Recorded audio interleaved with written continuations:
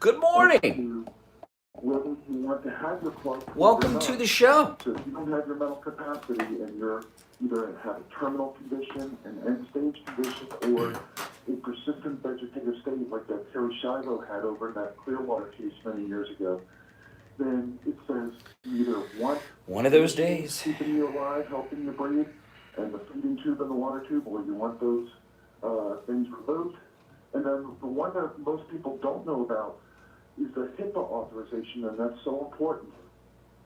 The HIPAA, Good morning. My name is Brian Craig. If you're new here, this is the most pro-Donald Trump radio show you will hear anywhere. We're here every day. So subscribe. This is our top of the hour break for the start of the show, so I'm just getting ready here. You can share your medical information with other medical providers, but not with anyone else. But with your HIPAA document in your estate planning, it says to the medical provider not to share your medical information with anyone except for the people you list on that document, such as your spouse or your brother, your sister, your parents, your children, or thank you very much. Whatever you mean, they can access your medical information, your records, and speak to the medical providers. Without that, they're trying not to give out that information, and that could be a disaster. So those are the three important healthcare documents that are part of an overall estate plan. All right, there you have it. If you want to make an appointment with Attorney Barry Siegel, you're going to find him a delight to deal with, very knowledgeable, and he can help you solve those problems that are, for some people, very difficult to solve. Call to make that appointment, 1-855, that's toll free, by the way, 1-855-FLA 3782. Barry, good talking to you. We'll speak soon, all right? Okay, Steve. Take care, my friend. All right.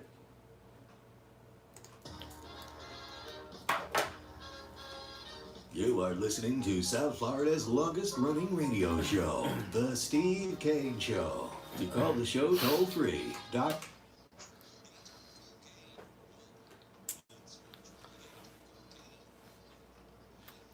All right. Yes. Welcome, everyone. My name is Brian Craig. You are listening to the Steve Kane Radio Show, Florida's longest running radio show. We are here live. It is Wednesday, June 10th, 2020. So much happening, so much going on, many things to talk about, and we're going to get to them all and more. Your calls are welcome at 1-888-GO-KANE, 1-888-465-2631. Don't forget to watch us on YouTube, Brian Craig on YouTube. Okay, I live stream the radio show each and every morning, Brian Craig on YouTube, and there's a very active chat room there that you can take part in.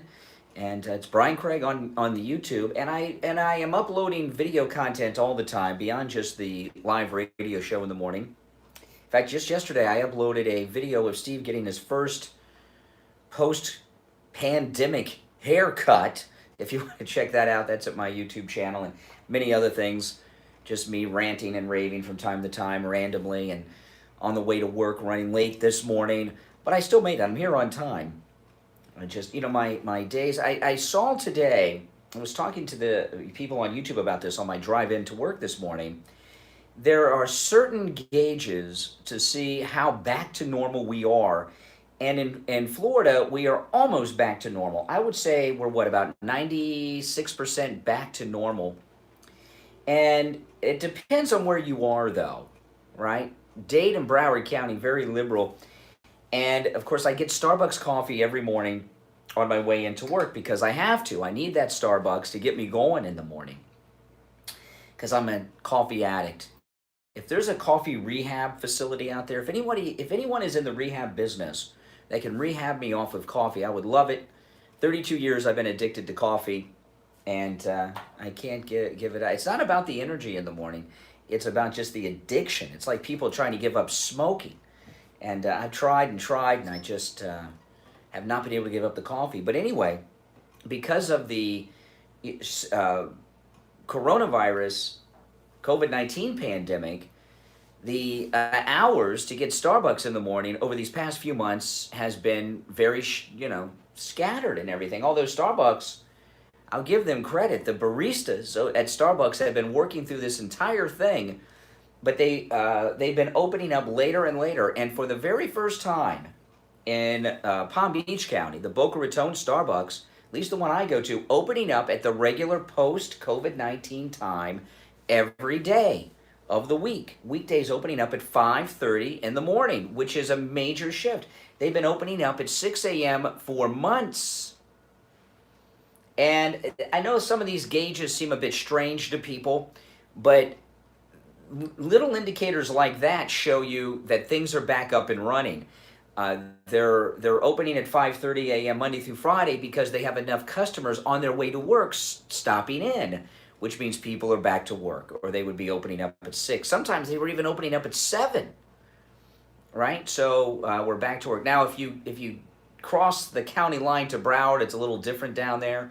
But these are gauges that I've been looking at since this whole COVID-19 business began to see when America is back up and running. And Starbucks opening up at their regular time, 5:30 in the morning, is a big indicator that the economy is back up and running. And it is absolutely amazing that this country's economy survived what we've gone through these past 3 months. It's absolutely a miracle, isn't it? And we got through it. Well, listen, welcome to the program. A lot happening, a lot going on. Of course, we're going to talk about the events at the George Floyd funeral. CBS News has a major update in the George Floyd case, which after the first break, I'm going to play some audio and we're going to talk about that. I want to just recap something, though, that I talked about at the very end of yesterday's show that is very, very important. Poll after poll is showing Joe Biden ahead, okay? And I'm only going to bring this up. I went through this at the end of yesterday's show, and I'm bringing it up at the beginning of today's show because someone in the YouTube live chat on my way into work this morning was concerned about the polls. I don't follow polls. The polls are lies. The polls that you see, even when Trump's ahead, he's ahead much more than a poll would say, but these polls showing Biden ahead.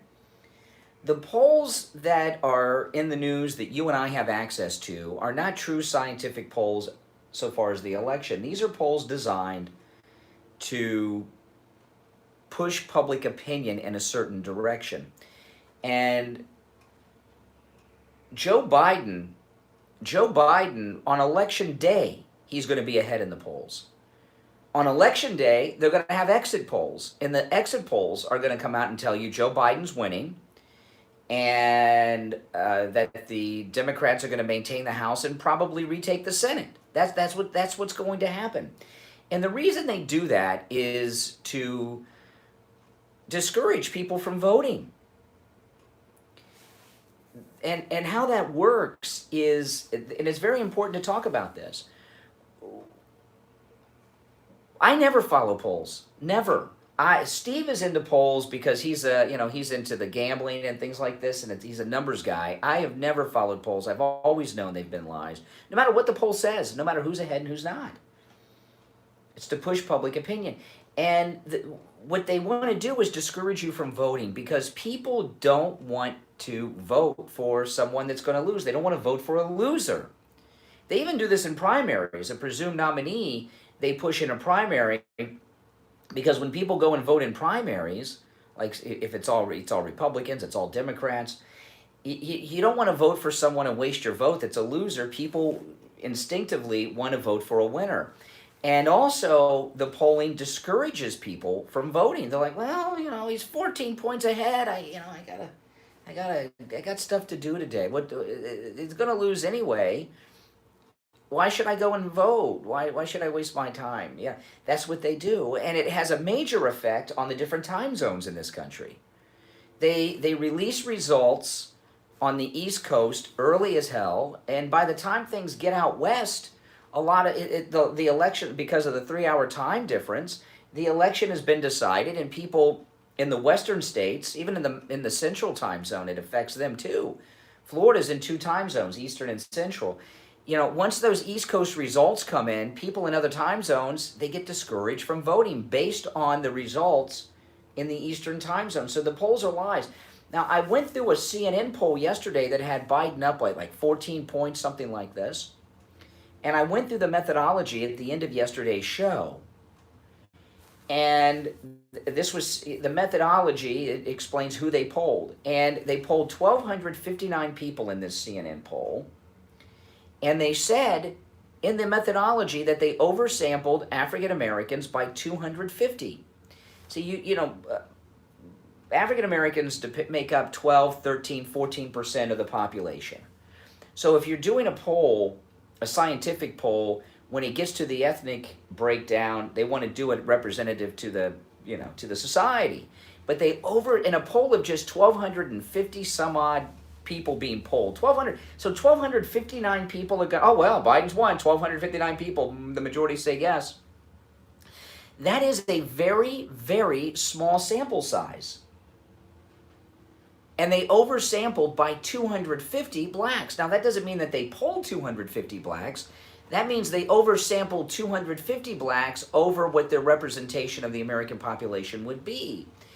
And that's cooking the books just with that there. They did a poll during a week of major racial unrest from coast to coast, and they oversample in a 1,259 respondent poll 250 African Americans.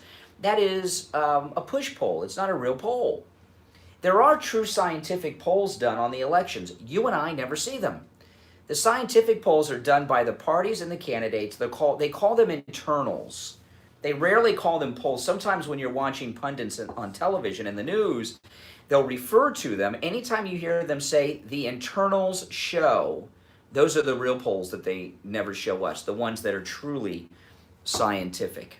So, polls are all lies. Even if Trump is ahead, he's much further ahead than the poll would show. I mean, remember on Election Day 2016, it was election night. The polls were predicting a Hillary Clinton victory. So come on, give me a break.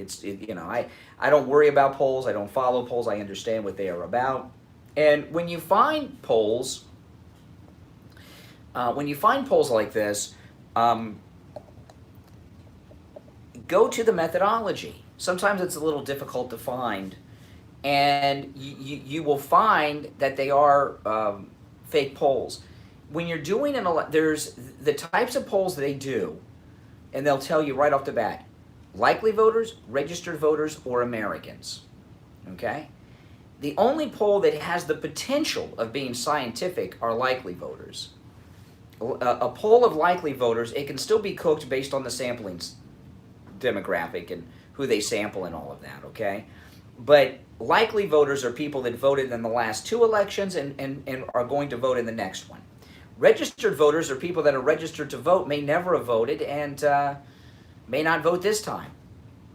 And then there's likely voter polls. Those are people that aren't even registered. A poll of Americans. 52% of American voters, they say 52% of Americans show Biden ahead, for example. Americans, those polls, those people may not even be registered to vote. And if they're not registered to vote, what does their opinion matter? Because they're not going to vote and take a part in the decision making.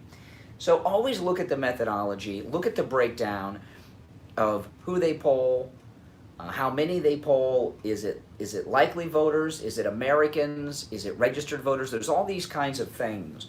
And now that we are really in the election season, hardcore, you're going to hear more about polls, and from time to time, I will go through them and go through the methodology to show you what I'm saying is true. Now, if you watch us on YouTube Live, which you should, Brian Craig on YouTube, I am wearing a one-of-a-kind Trump shirt. No one else has the shirt that I'm wearing in all of the world.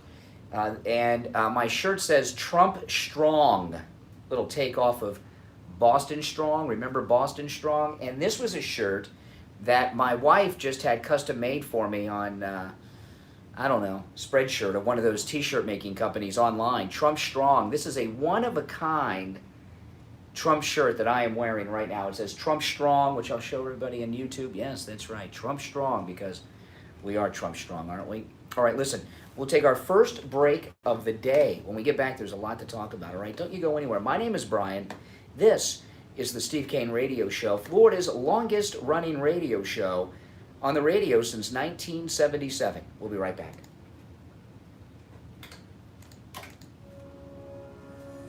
You've heard Steve Kane talk about the great work and the incredible prices at Dr. Gupta's Brighton Dental. Richie the bus driver called Steve Kane on the air and told him about his experience at Brighton Dental. Good morning. I have to talk about Brighton Dental because your sponsor is a miracle worker. I broke my tooth. I fractured it and went backwards in my mouth. Oh, my My front top tooth. I put it back into the socket. It felt like it was falling out. I had pain. I couldn't even eat spaghetti. And I was going to a wedding in New York 2 days later. And I said, what am I going to do? You know, the dentist here wanted to charge me $120 just to look at it and to tell me he couldn't do anything. I went to Dr. Gupta at Brighton Dental. I traveled 139 miles. I would do it again in a heartbeat, each way. Okay, the man sat and worked on my tooth for 2 hours, put a pin in it, put it back in place. I could eat anything I want. He said it was temporary. He did such a great job. It feels like permanent. I have no pain. I can eat anything I want now. And the fact of the matter, this is what really was unbelievable. I was getting on the bus to go to the reception, okay, in New York City. He knew I was in New York. The phone rings. Who do you think's on the line? Dr. Gupta. Right. He wants to see if everything is going okay and if I'm in any pain. The guy is unbelievably wonderful. I mean, thank you so much. I wouldn't have been able to eat. I wouldn't have been able to go. I would have looked like a pumpkin. Everybody needs a great dentist, and of course, for you Steve Kane listeners, you have one, Dr. Gupta, and he's over there at Brighton Dental. He takes really good care of you. He's very conscientious. He's, you know, dentistry is an art when you stop and you think about it. And Dr. Gupta certainly is an artist, and we're so pleased to have him with us. Yeah, I just wanted them to know if you need a dentist, and the guy is so good at what he does, he's so gentle, and I mean, I don't like dentists. This guy is this top shelf, and I'm going down to him to get it permanently put in, but right now, I don't have any pain. I can eat anything I want. Incredible. Take Richie the bus driver's advice and go see Dr. Gupta at Brighton Dental. Call 954-922-4633. 954-922-4633. Listen to the Steve Kane Show on iHeartRadio. Just search for WWNN. All right, welcome back, everyone. I'm Brian Craig. You're listening to the Steve Kane Show. I was just looking. There's an NBC poll that has Biden ahead, you know, by 7 points, right? And I just was looking for the methodology, which it's 1,000 registered voters, which, again, I told you is not scientific. And 51, they don't have the breakdown. A lot of times they oversample Democrats too, right, to get a desired result. And they legitimize that by saying, well, most people are Democrats. Yeah, right, okay. They don't have the breakdown of Republican and Democrat. At least I haven't been able to find it in the methodology. I was looking at it quickly during the commercial break. But one of their questions, question 7, okay, this is on the NBC poll that has Biden ahead. What is your preference for the outcome of this year's congressional election? Republican-controlled or Democrat-controlled? 51% say Democrat-controlled, 40% say Republican-controlled. So they're oversampling Democrats in these polls. The polls are meaningless. Please don't let them in. Usually they have more effect. You know, because of Joe Biden's mental state, people know, you know, that this doesn't make sense. All right, now I am going to give credit to CBS News for doing something that I don't know the last time CBS News did this. They actually broke some news. Let me find this audio I want to play. Okay. CBS actually had some honest reporting on the CBS Evening News. Now, the only thing about that is, how many of you watch the evening news, and what impact does the nightly news that's on at 6:30 every evening have? You know, there was a time when that was it, man. Right? That evening news, Brokaw and Rather, and who was the Tom Brokaw, Dan Rather, and Peter Jennings. That was the third, and that was it. That was the news. I don't watch the nightly news ever. I don't even know who the anchors are. I think Lester Holt is the NBC guy, I think, and the ABC News guy, I don't know who he is, but he thinks he's, you know, some GQ model, whoever he is, and I don't even know who does CBS. And, you know, that evening news, it used to be so powerful, and now this poison known as the cable news cycle, dominates everything news. And if you all are not watching the evening news, who the heck is? Because if you're listening to me, you're a news junkie. Well, anyway, I didn't see this on the evening news. I saw this online this morning, and I thought I would share with you this. The CBS Evening News with whoever does it now. Who's the anchor on CBS Evening News? I have no clue. But they actually broke news in the George Floyd case. And this is some of the most important news involving the George Floyd murder that has come out. And they covered it. But if it's on the evening news, does anyone see or hear it?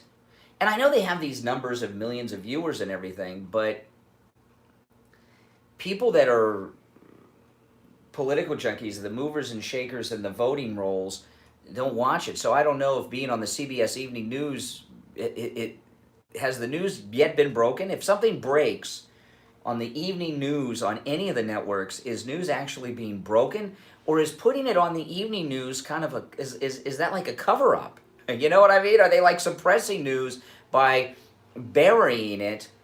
You know, you've heard of burying the lead, or, you know, putting the retraction on page 33 if newspapers still have 33, excuse me, if newspapers still have 33 pages, I don't know. Nora O'Donnell is the anchor of CBS Evening News? Okay. I haven't watched the CBS Evening News since Dan Rather and Connie Chung were on. I miss Connie Chung. I always like Connie Chung. You guys like Connie Chung? Well, anyway, back to this.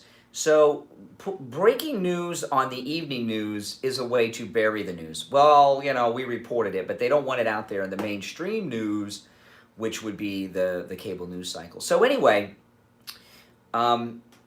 they did a story, although reluctantly. They interviewed CBS Evening News, a guy who worked at the bar with George Floyd and the cop who murdered George Floyd. And, well, let me play you just a clip of that, and then we'll talk about it. And this, to me, is the biggest news in the George Floyd case, specific to the George Floyd case, and, well, I guess since the arrest of the officer and charging the officers with murder. Listen, the CBS Evening News. They bumped heads. How? It has a lot to do. Let me do a little better intro. I cut right to they bumped heads. That's the coworker. Okay, it starts right with their coworker who worked at the bar with them. They bumped heads. How? It has a lot to do with Derek being extremely aggressive within the club with some of the patrons, which was an issue. The Floyd family says it believes what happened on May 25th was in part personal. Mm-hmm. Now that's it. There's not much there. They didn't go with it very long. But this is very interesting stuff. And by the way, the Daily Mail has a story on this story, okay?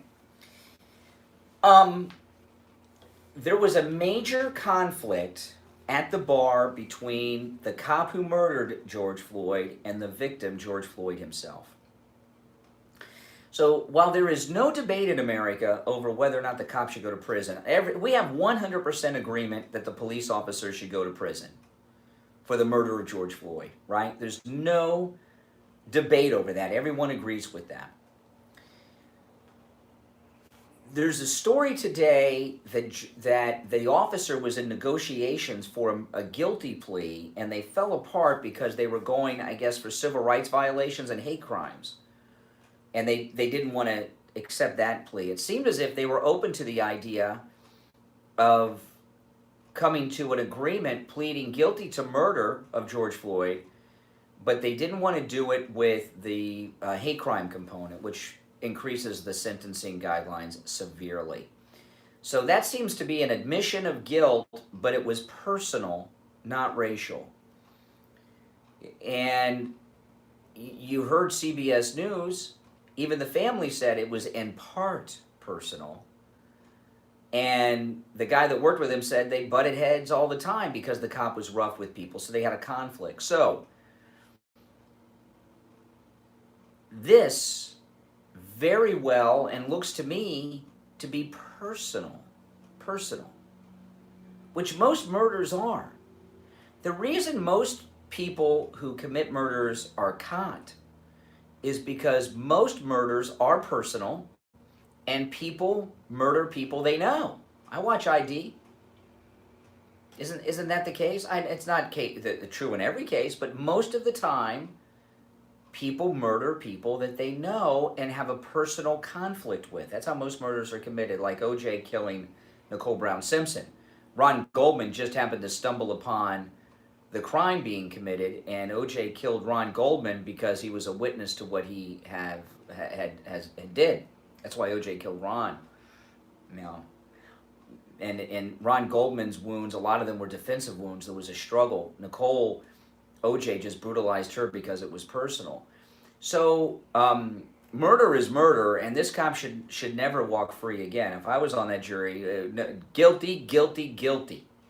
On all charges, prison for life, okay, for the cop. There's no debate over that he murdered George Floyd. Everyone agrees with that. But now we're getting into the motivation, the motive. Why did he do it? Did George Floyd find himself murdered by this cop over a racial incident? Is the cop a racist, or was this personal? Now, it could be both. The police officer could be racist and have a personal beef. Don't misunderstand me. But if the motivation for the murder was personal and not a racial component, well, that changes everything, doesn't it? And not only does that change everything, it means what's going on around this country so far as protests, what are they about?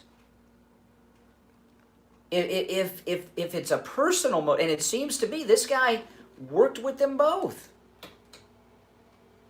It has a lot to do with they bumped heads. How? It has a lot to do with Derek being extremely aggressive within the club with some of the patrons, which was an issue. The Floyd family says it believes what happened on May 25th was in part personal. Is there any doubt in your mind that Derek Chauvin knew George Floyd? No, he knew him. How well? We interfaced with the officers. How well did he know him? I'd say pretty well.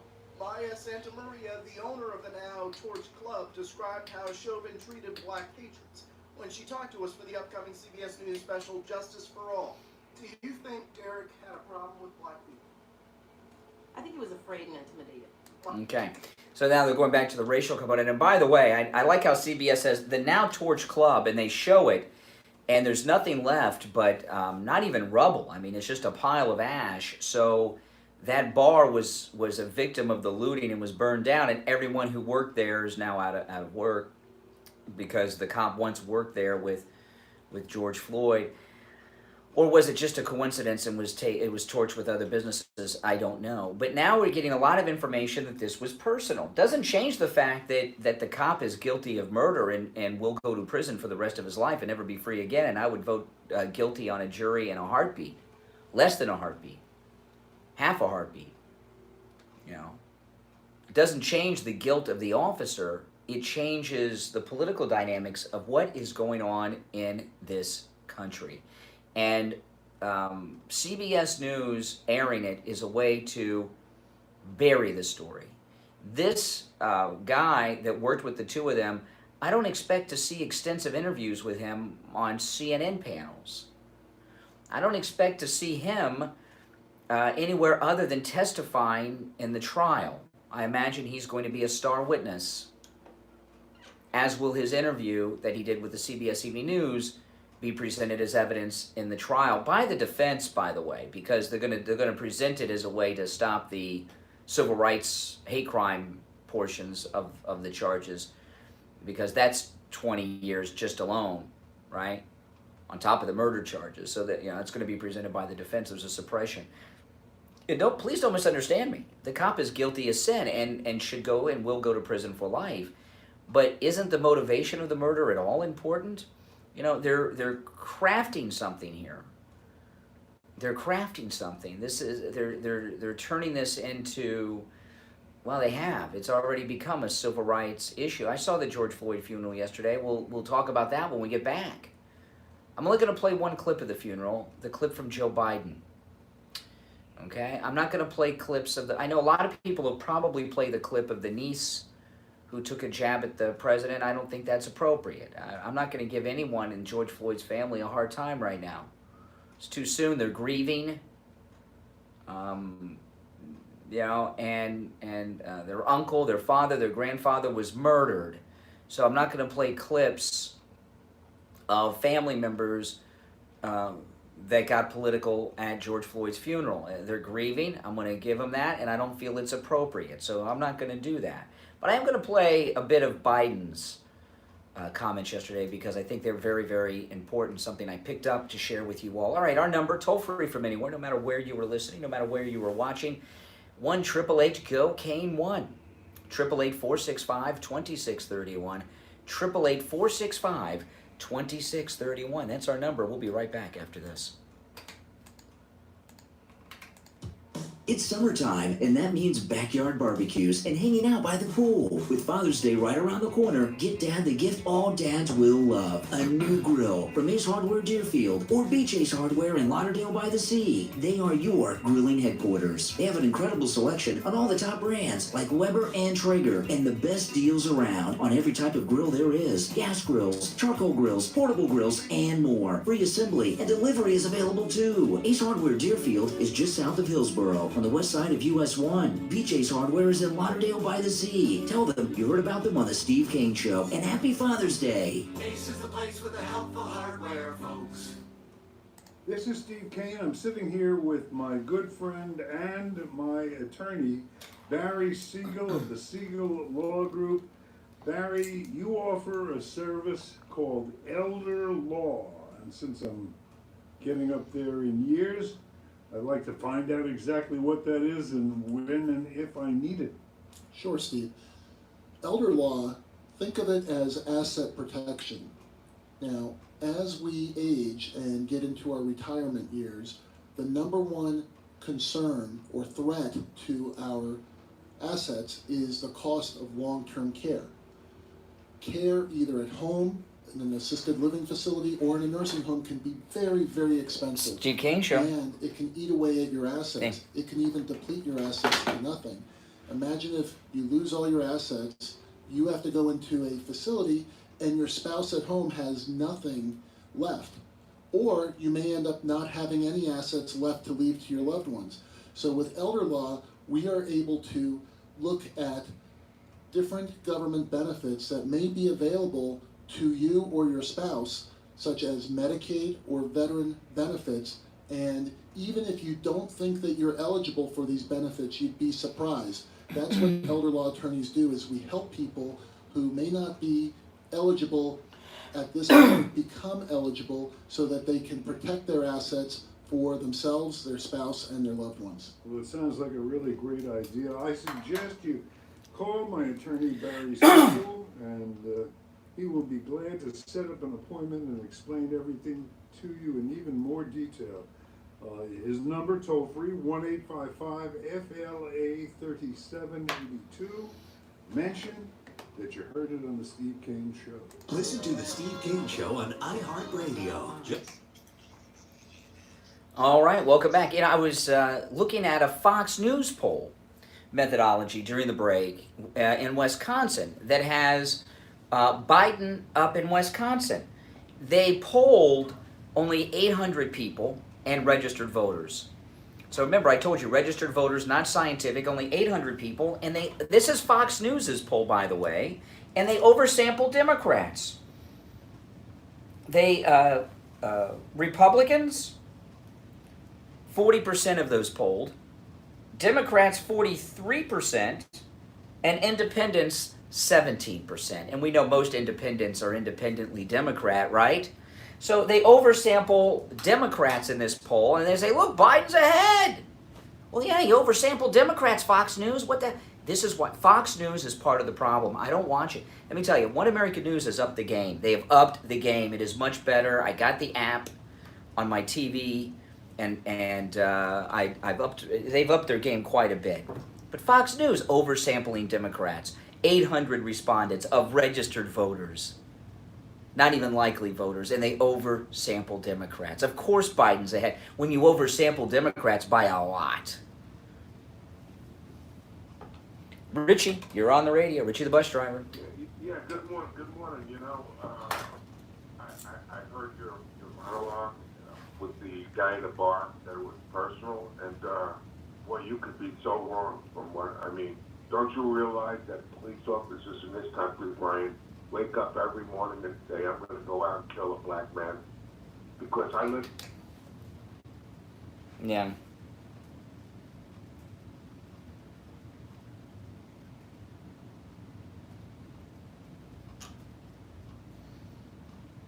Yeah.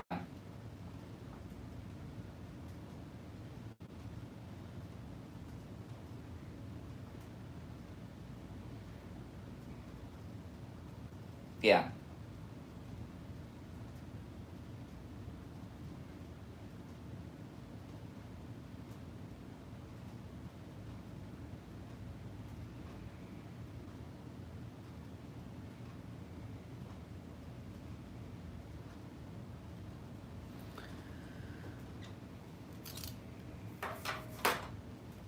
Now this is a big mistake. You know, I talked about this on my podcast last night, which you guys should all listen to, the Brian Craig Show podcast. I upload it to YouTube, and it's on most podcast platforms. Conservatives can fall into a trap here, Richie. There is literally 100% agreement that George Floyd was murdered by this cop, and the cop should go to prison. And what Michelle Malkin is talking about, Michelle Malkin, I like Michelle Malkin. She wrote an incredible book that everyone should read, The Case for Internment, which was a crazy book that she wrote, very controversial. You can buy it for about 10 cents on Amazon. She wrote a book, and she's Filipino, she's Asian American. She wrote a book justifying the internment of Americans of Japanese descent during the Second World War, and it was crazy. But anyway, Michelle Malkin's fighting for relevance again. She used to be a very relevant person, and having counter rallies and protest falls into the Democrats' trap of causing a divide where we have 100% agreement. And we all agree that the cop murdered George Floyd, and to have counter rallies and counter protest gives the impression, which is completely false, that you don't believe that the cop murdered George Floyd and should go to prison. It's a trap. I believe that this Sharpton deal in August is not about whether the cop killed the man. He killed him and he deserved it. Yeah. Especially if there was a conflict. He probably saw him and said, "Well, this is my chance to do it." And Steve Kane that's Show. Terrible. And listen, there isn't a white person in this country that can accept this. I mean, I haven't, let me tell you, this has been going on for, what, a couple of 3 weeks now.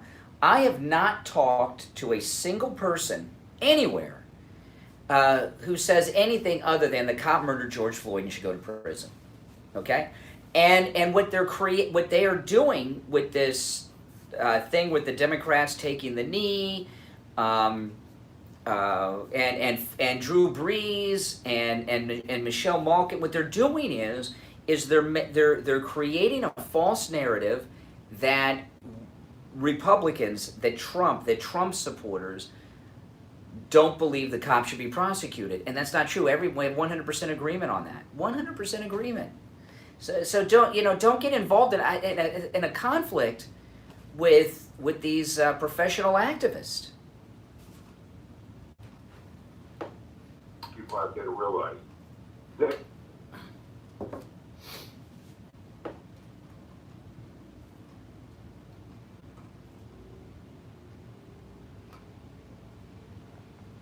well, that may be true. It depends on what their parents raised them with. they're so afraid of police in New York City over the summer when they were throwing water balloons and mocking police all over New York City. They didn't look too afraid to me. Yeah. No, you'd be surprised what, my daughter, when she was doing prep for the SATs, when she was in high school, And you know, my daughter is biracial. Okay, she is less white than we thought. She did the DNA test a couple years ago, and she's barely white at all. She's black, and she's also Native American. You know. Yeah, she's my daughter, of course. And when she was studying for her SATs and she was doing all of her, you know, paperwork for standardized testing and college applications and stuff, I told her, I said, make sure that when it gets to ethnicity or race on any form, you always check black. And she said, why? And I said, well, because you are. And she says, well, yeah, but why, you know, why should I do that? Why not? You know, she didn't know that she was Native American too then, because she hadn't done the DNA test. She thought she was 50% white and 50% black, and she's like 10% white, we found out through the DNA testing. Maybe 25, I can't remember exactly, but mostly Indian and African American. But anyway, I said, because there's more opportunity so far as scholarships, financial aid, and other things for students who are African American. And my daughter said something to me. I talked about this on the radio the next day, and it really made me sad that she said this. She said, I thought there were more opportunities for white people, that it was a disadvantage to be black. And it really upset me for a couple of reasons. It upset me that she thought that about herself because she's black. And it also upset me that I raised her and she thought that at the age of 17 years old. You understand what I mean? So can you imagine what it must be? And of course I've corrected her on that and she understands now. But can you imagine what it's like in a black neighborhood with black children raised by black parents that are liberal? They don't, that's the reality. They don't, you know.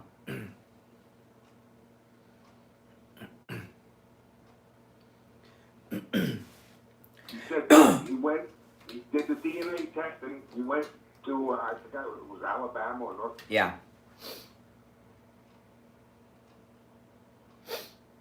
Mm-hmm. Slave, and he saw all these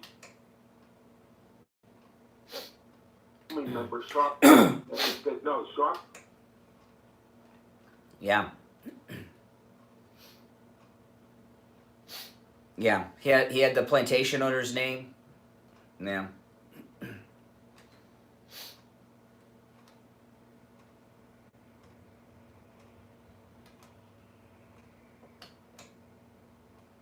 I don't think he, you know, I'm going to disagree with you on Al Sharpton.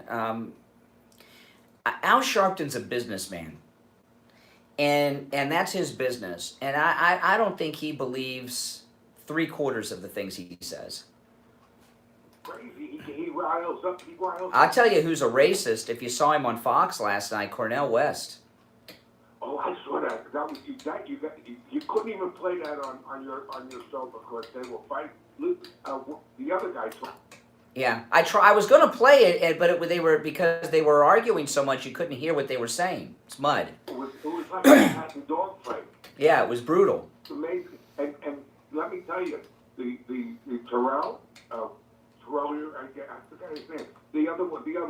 Yeah, I don't know. Is it Terrell Williams? He's very good. I can't remember his. I'm not sure. 50% Democrat, but he is before. I know. I was shocked at that because he's been on TV for years and he's always been a liberal. And he called Cornel West a dinosaur. Civil rights attorney. And he's for President Trump over this whole situation.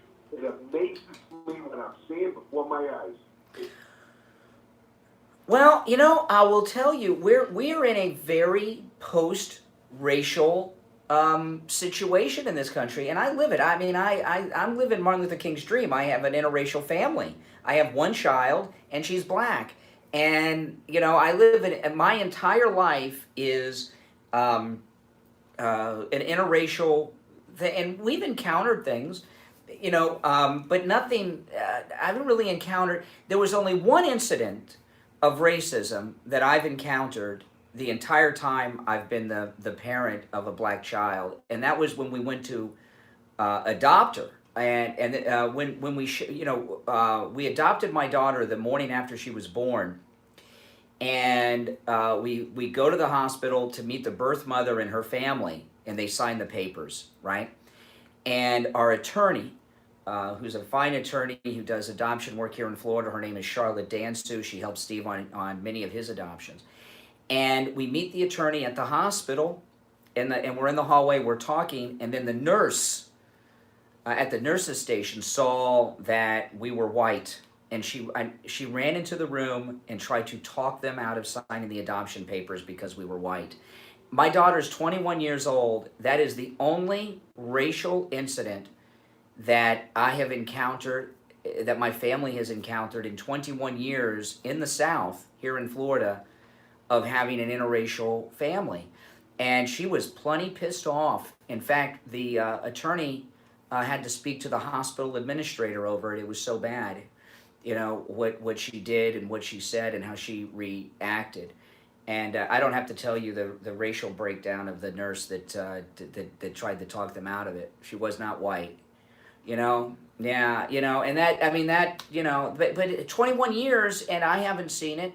Steve hasn't seen it, and Steve's sons he has two sons who are black. I've never heard of them experiencing. We're in a post-racial period in this country that people like Cornel West, who are they're men from another time. They're like Austin Powers, or Demolition Man,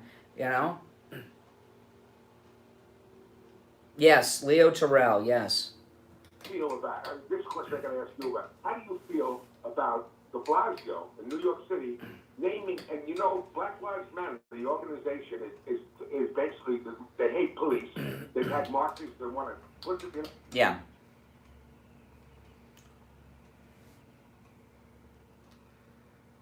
I know. So I was going to talk about that later. I think that's a terrible idea. Black Lives Matter, in theory, is a very good organization. There is a problem with policing in this country so far as their relationship with the black community. There's no doubt about it.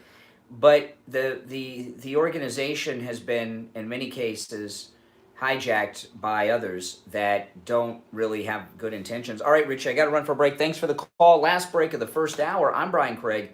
This is the Steve Kane Show. We'll be right back. For the best night's sleep in the whole wide world, visit mypillow.com. You've heard the jingle and seen the commercials, and that's right. You will get the best night's sleep you've ever had with a MyPillow. Have you not gotten your MyPillow yet? Right now is the best time to do it. That's right, Brian. Hey guys, this is Brian's wife, Kathy, and this is the best time to get a MyPillow. They have amazing deals. Take advantage of them now. Go to mypillow.com, click the radio listener link, and you will see all these great deals. Like the buy one MyPillow, get one for free. There's a BOGO offer right now on the Giza Dream Sheets. Buy one set of MyPillow Giza Dream Sheets and get the second set free. You gotta love BOGO deals. They're the best. And you can take advantage of so many right now at mypillow.com. There's a lot of other deals too. Again, go to mypillow.com, click on that radio listener link, and you've got to use the promo code KANE, K-A-N-E, at checkout to get these incredible deals. So go right now to mypillow.com, click the radio good morning, listener everyone. special. Make sure to use that promo code KANE, K-A-N-E, at checkout to take advantage of all of the great deals. You can also order by phone, 1-800-716-4879. Make sure to use the promo code KANE, K-A-N-E, 1-800-716-4879. For the best night's sleep in the whole wide world, visit mypillow.com.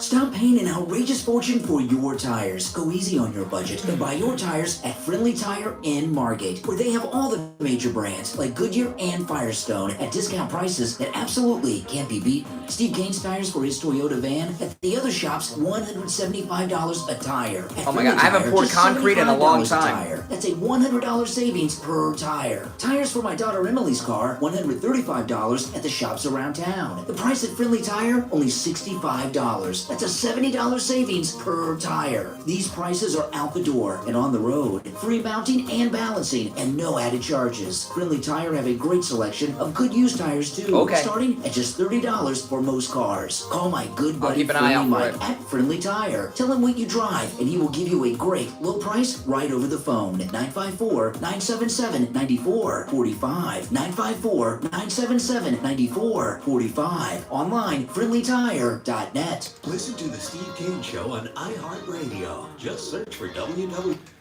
All right. Welcome back, one and all. My name is Brian Craig. This is the Steve Kane Show. By the way, if you do not already, follow me on Twitter and Instagram, Brian Craig Show.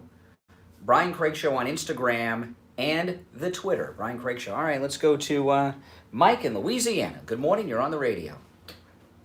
Hello, this is Mike. Yes.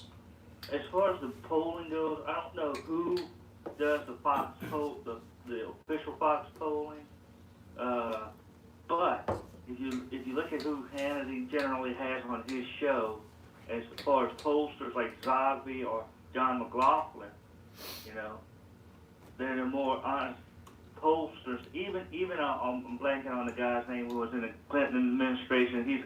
He's sort of a pollster too. Yeah. But and he's been on Hannity's show a lot, and even he's more honest. Even he himself says he can't really vote for a Democrat because they went too left. He's a lefty, but they went too left for him as well. So it's like, who's doing these Fox polling? Well, you know, this whole idea that the Democrat Party has gone too far left, they've always been this way. They've always been radical. They've always been extremely liberal. And that's just the way that it is. They didn't become radical and liberal.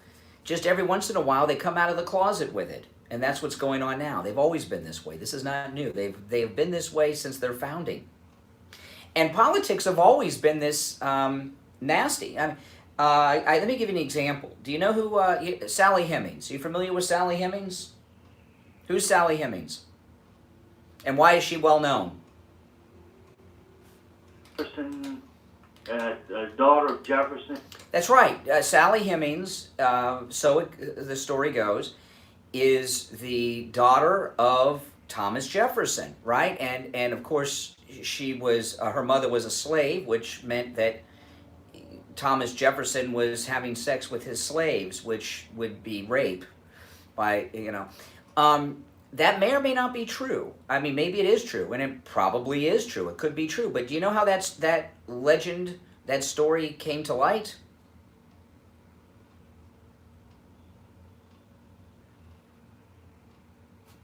The DNA test. No, it did not. No. Today, you know, there are a handful of Americans that are put up on these saintly things, right? You know, Washington, Lincoln, Franklin, Jefferson, even though with this story he's always been tarnished. When Thomas Jefferson was running for president, there were people that didn't want him to win, and newspapers at the time and opposing political advertisements ran ads in newspapers saying that he fathered children with his slaves, including Sally Hemings. Now, that story may be true, and it probably is true, but it came out in his presidential campaign when he was running for president from newspapers at the time, which, of course, were the mainstream media in the early 1800s. So the media have always been this way. The politics have always been nasty and radical on both sides of things. This is not new. It seems new, but it's not. It's always been this way. And, you know, I'm not going to criticize anyone from the George Floyd family. George Floyd was murdered. His murderer should go to prison for life. And I'm not going to say anything negative about a grieving family in their time of grief. It's just not going to happen for me. And I know a lot of people, in particular the niece, but they are using that. They have turned this into a. I thought George Floyd had his funeral last week, the other day. So this is the second one, right? Wasn't that I don't know. I'm lost. I thought they already did it. You know, how many are they going to have? I guess this will be the last one.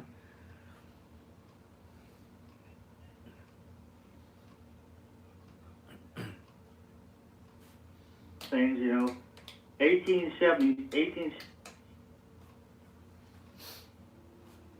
called James Blaine, that ran in those elections as to become the president. They flat out called him a liar. James G. Blaine, continental liar from the state. Yeah. It's always been, elections have always been this nasty. Always. It's not new. This is what is I mean, listen, when Trump won in 2016, I was talking on the radio at the time about this. I said, if you think this election was rough, wait until 2020. Because for most of the 2016 election, they didn't think he had a chance to win. And when he's up for re-election, it's going to be an election nastier than anything you've ever seen. And that's what's going on right now. And this is expected. Right. And I mean, the oversampling in polls, that's been going on forever, since there's been polling. Yes, that's how come you can't really trust these polls, because it doesn't matter who's doing the polls, if it's Zogby or if it's McLaughlin or whoever it is that's doing the polls. There's always going to be somewhat oversampling on one side or the other, and you really can't trust it. I mean, look at what happened with the polling in 2016. Oh, she's supposed to win. Hillary Clinton's supposed to win by 20 points. Yeah. What happened? Yeah, exactly. So, we knew that this election season was going to be the nastiest of all. We knew it. And, Barr said that this Durham investigation is looking at some very well-known names. So a lot of what's going on, and that's going to happen at some point. Indictments are coming by famous people who we'll find out. We're going to know who they are when the names come out. A lot of what's going on is also to cover up for that. Overload the news cycle with all these other things, so when the Durham indictments come out of well-known figures in the FISA warrant scheme against coup against Trump, it's a story that's not really covered. It's the whole thing with magicians, you sleight of hand. What's in the other hand? That's right. All right, got to run for a break. Mike in Louisiana, thank you for your call. 1 hour down, 2 to go. We'll be back right after this. Don't go anywhere. 5.3 FM, 96.9 FM, 103.9 FM, and AM 1470. WWNN Pompano Beach is the Florida Money Talk Network. From the Siegel Law Group, my good friend Barry Siegel. Barry, how are you doing today? Steve, good morning. I'm having a great morning. How are you? I'm having a great morning and looking forward to our breakfast next week. Me too, Steve. Always look forward to seeing you. Today I want to talk about an area of your overall estate plan that doesn't necessarily have to deal with your assets. It has to do with important decisions that need to be made during your lifetime, and that deals with your health care documents. That's part of a good estate plan. And there are 3 essential health care documents that are part of a great estate plan. One is your health care surrogate designation, which allows you to name those who you give the responsibility of making important medical decisions for you if you don't have the capacity to do so yourself. Those decisions could include end-of-life decisions such as pulling the plug. The second document is the Hey guys, make sure you subscribe. will, which is the document, think of it as a memo to your healthcare decision maker as to whether you want to have your plug pulled or not. So if you don't have your medical capacity, there'll always be another one. You either have a terminal condition, an end-stage condition, or a persistent vegetative state like that Terry Schiavo had over in that Clearwater case many years ago, then it says you either want the machines keeping you alive, helping you breathe, and the feeding tube and the water tube, or you want those things removed. And then the one that most people don't know about is the HIPAA authorization, and that's so important. The HIPAA, that stands for Health Information Portability and Accountability Act, that came into law in 2003. And so now when you go to the doctor, they want you to sign off that you read their HIPAA policy, and essentially that says that they can share your medical information with other medical providers, but not with anyone else. But with your HIPAA They document say, in your but state I plan, think that's just it because says more people the are getting medical provider tested. not to share your medical information with anyone I don't else, know except for the anyone people you list on that's that had it document, or got such it as in your Florida. spouse, or No your one. brother, your sister, your parents, your I know a lot of children, people. or friends, whoever you. I'll throw it out there on they the air can right now when we get access back. your medical Call me if you've had information, your corona. records, and speak to the medical providers. Without that, they're trained not to give out that information, and that could be a disaster. So those are the three important healthcare documents that are part of an overall estate plan. All right, there you have it. If you want Oh to yeah, make an Trump appointment strong, one of a with, kind. Attorney My wife Barry had this made Siegel, for me. You're going to find him a delight to deal with, very knowledgeable, and he can help you solve those problems that are for some people very difficult to solve. Call to make that appointment. Make sure you subscribe and click the notification bell if you're not subscribed. I'm like 5-6 away from 4,300 subs. Barry, good talking to you. We'll speak soon, all right? Okay, Steve. Take care, my Take care. friend. All right. 95.3 FM, 96.9 FM, 103.9 FM, and AM 1470. WWNN Pompano Beach is the Florida Money Talk Network. No, she doesn't. You are listening to South Florida's longest running radio show, The Steve Kane Show. To call the show toll free, dial.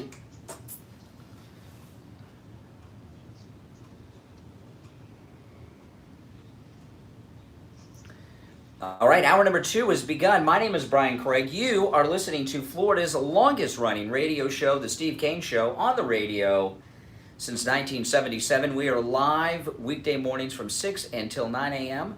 with overnight rebroadcast midnight till 6 a.m. 7 nights a week. That means Monday through Friday, The Steve Kane Show is on the radio on our 4 radio stations from midnight until 9 a.m. That's right. 3 FMs and, of course, our flagship AM 1470. You can also listen to us on the iHeart Radio app and the TuneIn app, completely free apps that you can download to any mobile device.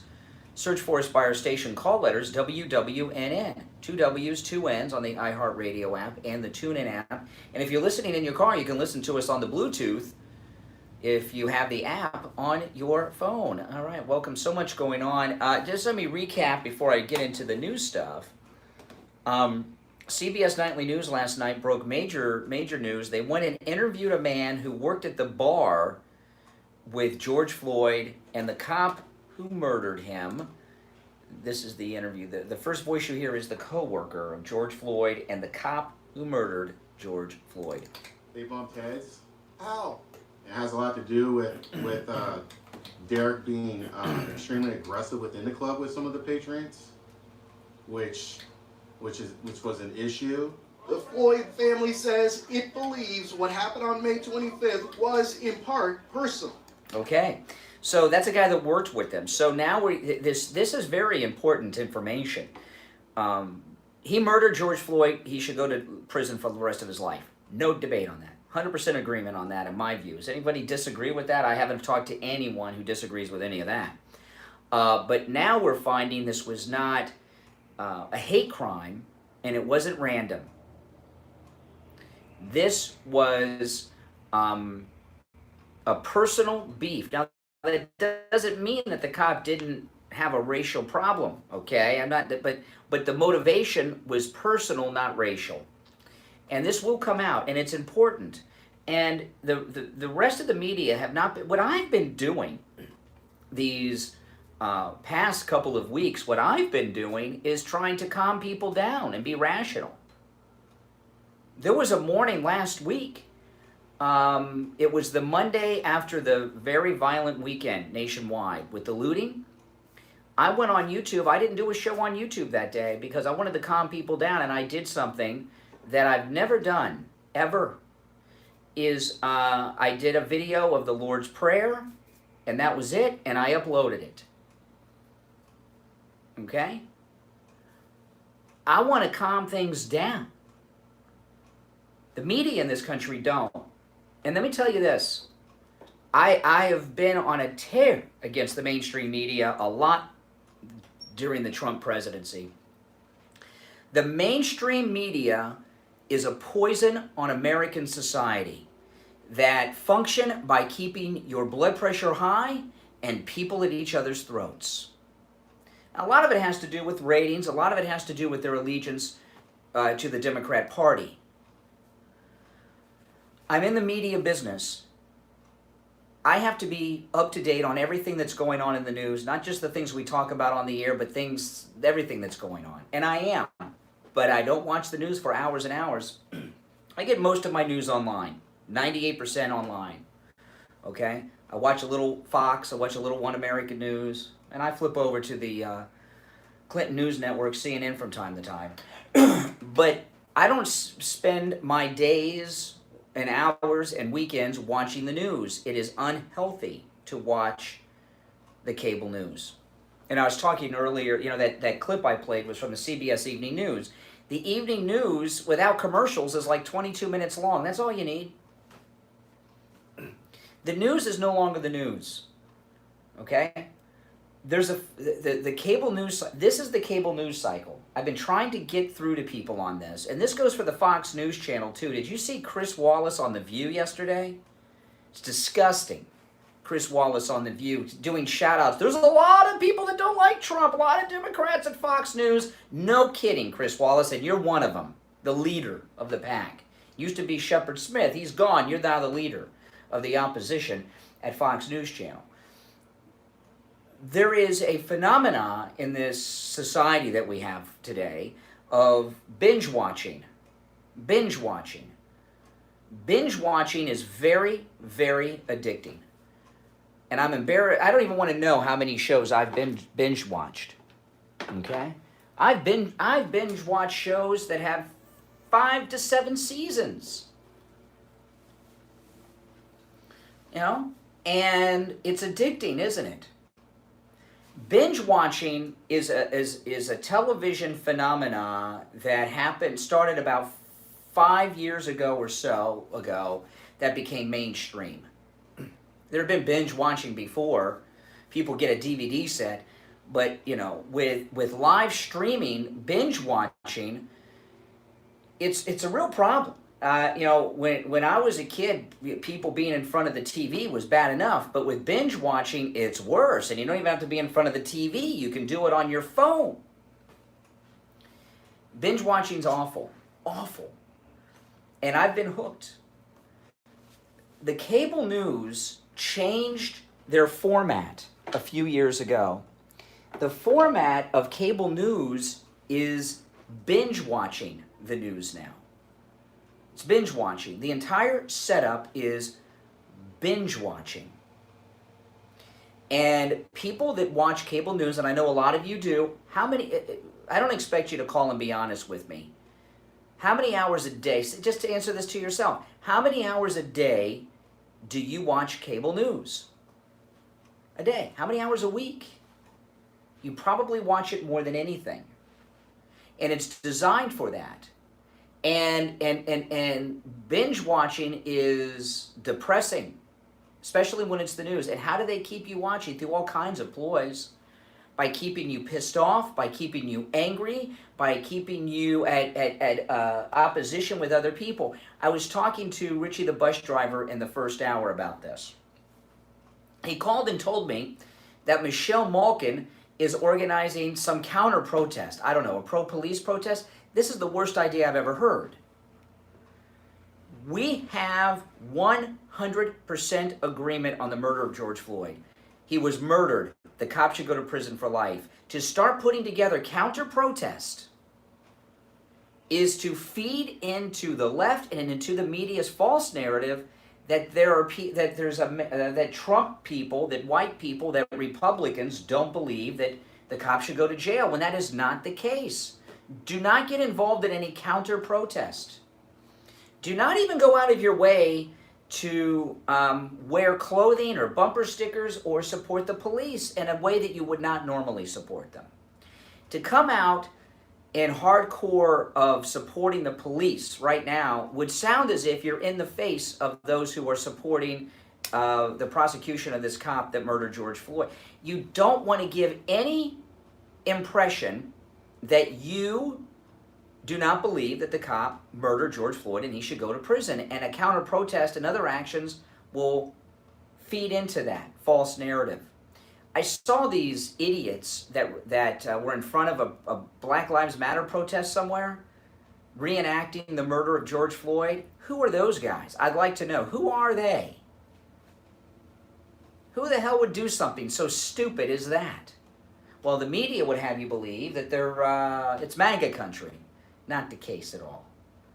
That, you know, and a couple of jerks that do something like that, how do they all of a sudden get viral on the internet? It's not easy to go viral on the internet. Somehow they did. All right, let me take some calls. 1-888-GO-CANE-1. Good morning. You're on the radio. What's your name? Where are you calling from? Good morning, Brian. Jeff from Maine. Hey, Jeff. I want to thank you so much for what you just said, because that is the absolute truth, what you said about the news. I stopped watching Fox News because of those breaking news and the great big sound, always trying to get you on your nerve. That is absolutely the truth. Yeah. I stopped... there's two reasons I stopped watching the mainstream news, but be more particular. When Glenn Beck was doing the 5 o'clock show on Fox, my mother-in-law was big into Glenn Beck on Fox, and she was getting very concerned. If you remember, Beck's show back then was always that Obama was president, right? It was a long time ago, and the crisis was always coming, and she was worried about the coming crisis, whatever it was. And I thought she was a little out of her mind, quite frankly. And then about a week later, Steve was telling me the same thing. And then I realized what Glenn Beck was doing.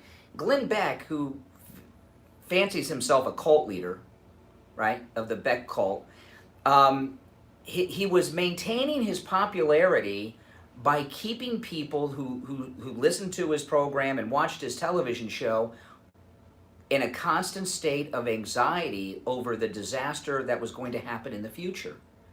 And I think that's why they took him off Fox News. He was depressing listeners, but Fox News has changed their whole format to that, as has the rest of the mainstream media.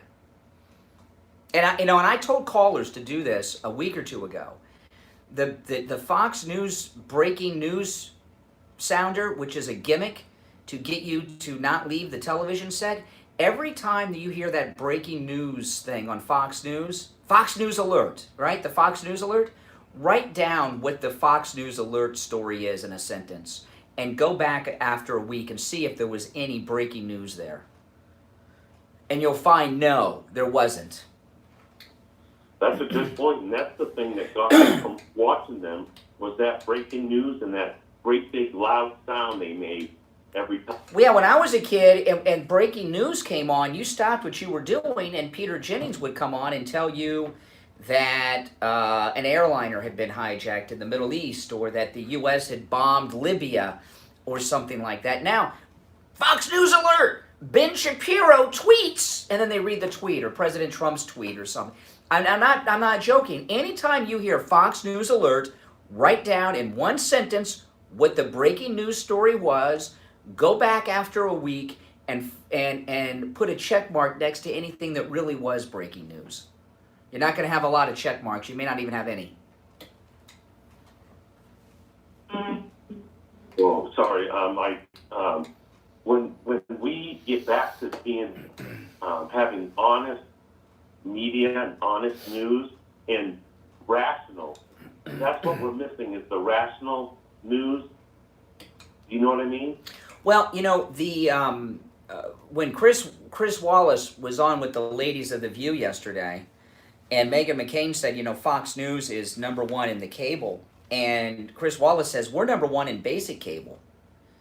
Not just in the news, we're #1 in among basic cable channels. I mean, think about that. Basic cable is E! Entertainment Television, TNT, TBS, Home and Garden, the Food Network, whatever it is, that's all basic cable. Fox News is #1 in basic cable. And Chris Wallace is talking about what his whole thing on The View was a discussion on Democrats coming on Fox News more. And when Fox News went to air in 1996, nobody watched it until the 2000 recount in Florida. And in the 2000 recount in Florida, They were the only ones honestly reporting on Al Gore's scheme to steal the presidential election from George W. Bush here in Florida, okay? And I went every day to the vote counting place because it was down the street from my house and all the news was there. And William LaJeunesse, who's still on Fox News, was the reporter for Fox here locally. And I would see conservatives go up to him when he wasn't on TV, you know, between reports, and shake his hand and pat his back and say, thank you, Fox News, for being the only news source reporting the news. And now look at what they've become. They're worse than CNN. They're worse than MSNBC because they pretend to be. CNN and MSNBC don't hide the fact that they hate Trump and they're liberal. Fox News is trying to act as if they're not. They're still trying to present themselves as a conservative news outlet, but they're not. You know, and that makes them liars. They're liars. And most Republicans are falling for it. Would you look up into the military people that are questioning and telling Trump not to use the military and speaking out against the president being in the military, which is wrong? You're not allowed. No, anybody who speaks out against the president while they're in the service should be court-martialed. This happened during there was a very high-profile case. If anybody remembers the details, because I don't, when Clinton was president, there was somebody very high-profile who criticized President Clinton, and they ran him out of the service.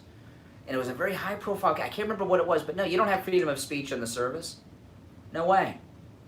That's right. And that Esper, he's in the State Department or something. He was speaking out against them, and he's a high government official. Why aren't about these people, what they're doing behind Trump's back? They're still doing it. Well, I don't support I support anything Trump does. Don't get me wrong. You will never hear me criticize President Trump. However, I don't think that the regular army should be in the streets of America because the army are not police officers. What's the infantry trained to do? Kill. They're kill. They're not trained to police. Sending in military police, Brian. Military police, bad idea. Now again, the White House was under attack, okay? The White House was under attack. So that's different. I mean, that's the seat of our government, okay? So outside the White House is one thing. Even the Lincoln Memorial, which was being defaced, and why Black Lives Matter would deface the memorial to the man who freed the slaves, I don't understand that. But the White House is different because it was under attack, and the Secret Service were overwhelmed at 150 people. You know, the White House, that's different. But so far as American streets outside of that White House area, no army. Military police are not the same as your community police. Military police are soldiers. They're trained to do what soldiers do, and when it comes to police, they're used to dealing with people that don't have the same civil rights as civilians, and those are military personnel. So no, outside of the perimeter of the White House, the regular military, the National Guard's different because National Guard are civilians most of the time, and they have a different training than the regular Army. But if you go to the regular Army, you're dealing with guys that have been to Iraq and Afghanistan probably multiple times. You want to put them in American streets like they're in Baghdad or Kabul or something? That's a bad idea. Governors that won't use their National Guard to help the city police. Well, then I would say that come election day, those governors should be voted out of office. I mean, you know, even if you're going to vote for another Democrat, primary them out of office. This governor in Michigan, she doesn't look sane to me when she talks. I mean, she's looks like, I don't know, something about her eyes.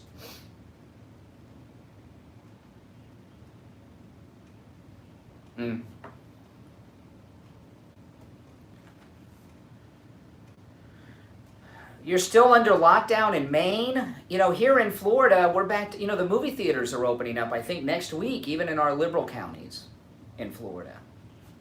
In Scott County, we've had one death. Can you get a haircut yet? Can you get a haircut? You can get haircuts now. That's about it, yeah. All right, Jeff in Maine, thanks for the call. We'll take our break. If you're on hold, stand by. My name is Brian Craig. This is The Steve Kane Show. Don't go anywhere. It's summertime, and that means backyard barbecues and hanging out by the pool. With Father's Day right Steve around Kane the corner, get Dad the gift all dads will love. A new Steve Kane grill Show. from Ace Hardware Deerfield or Beach Ace Hardware in Lauderdale by the Sea. They are your grilling headquarters. They have an incredible selection on all the top brands like Weber and Traeger and the best deals around on every type of grill there is. Gas grills, charcoal grills, portable grills, and more. Free assembly and delivery is available too. Ace Hardware Deerfield is just south of Hillsboro on the west side of US 1. Beach Ace Hardware is in Lauderdale by the Sea. Tell them you heard about them on the Steve Kane Show. And happy Father's Day. Ace is the place with the helpful hardware, folks. 95.3 FM, 96.9 FM, 103.9 FM, and AM 1470. WWNN Pompano Beach is the Florida Money Talk Network.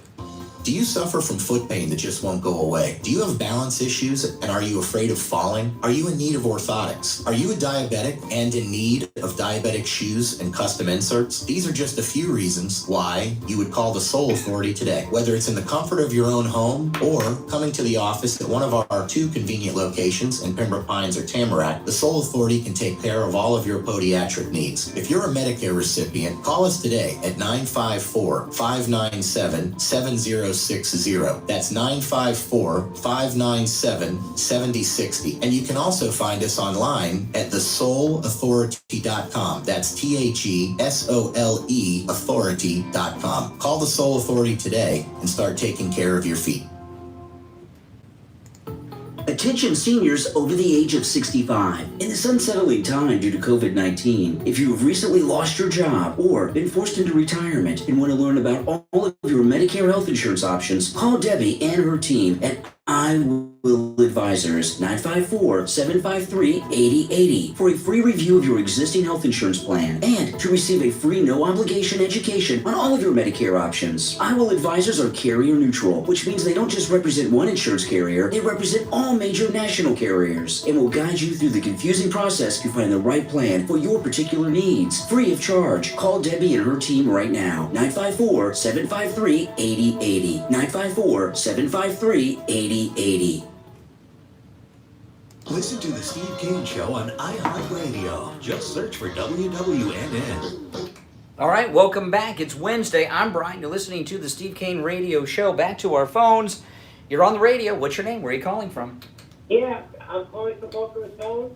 I have an automotive repair shop. You asked yesterday for people to call in. Oh, my goodness.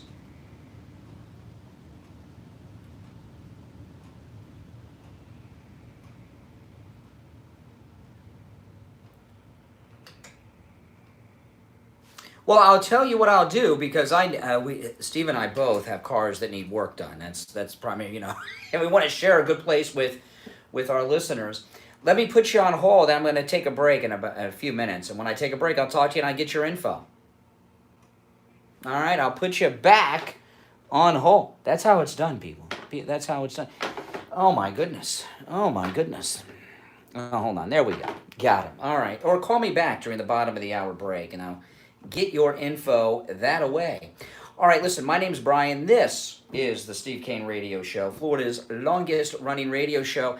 Yeah, so there was a lot made of President Trump at the church with the Bible last week, a photo op. What was Biden doing yesterday at the George Floyd funeral with that video message? And I'm going to play a bit of it.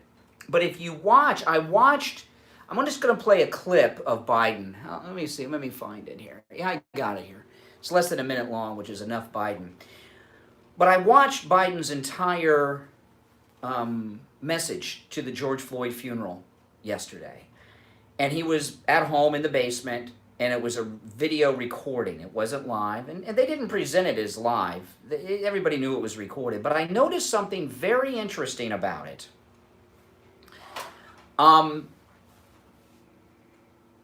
Biden, that video message he had that they played at the George Floyd funeral, which was aired live on cable news, had heavy editing in it. his statement he couldn't do in one reading, even though it was a teleprompter. And you can see the cuts if you're watching carefully. The camera, you know, because you've seen Biden in the basement, it's far away, right? It's far away. And then all of a sudden, it's a close-up. And then he'll say something, and then it's far away again. Each one of those are edits. He wasn't able to get through the whole thing. Not only was he not able to get through the whole thing, I'm sure they did multiple takes. And then they had dramatic music playing in the background to make it sound more dramatic. So I am going to just play you the one clip I have from Biden yesterday. And but go and watch the whole thing and you'll see what I mean. And why is it a photo op for Trump to go to the church with his mother's Bible, but this isn't? And this is a moment of vice presidential greatness. Here's Biden yesterday. Now is the time for... All right, what's your name? Yeah, yeah. Eddie? What's your number?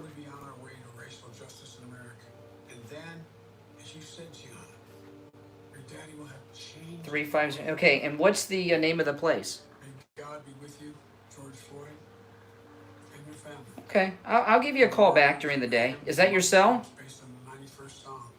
Give it to me one more time. Make sure I got it. On eagle's wings, bear you on the breath of dawn, and make you to shine like. Well, I appreciate it. I'll call you during the day after the show. All right, take care. Okay, hear the music? And not only that, it's perfectly timed.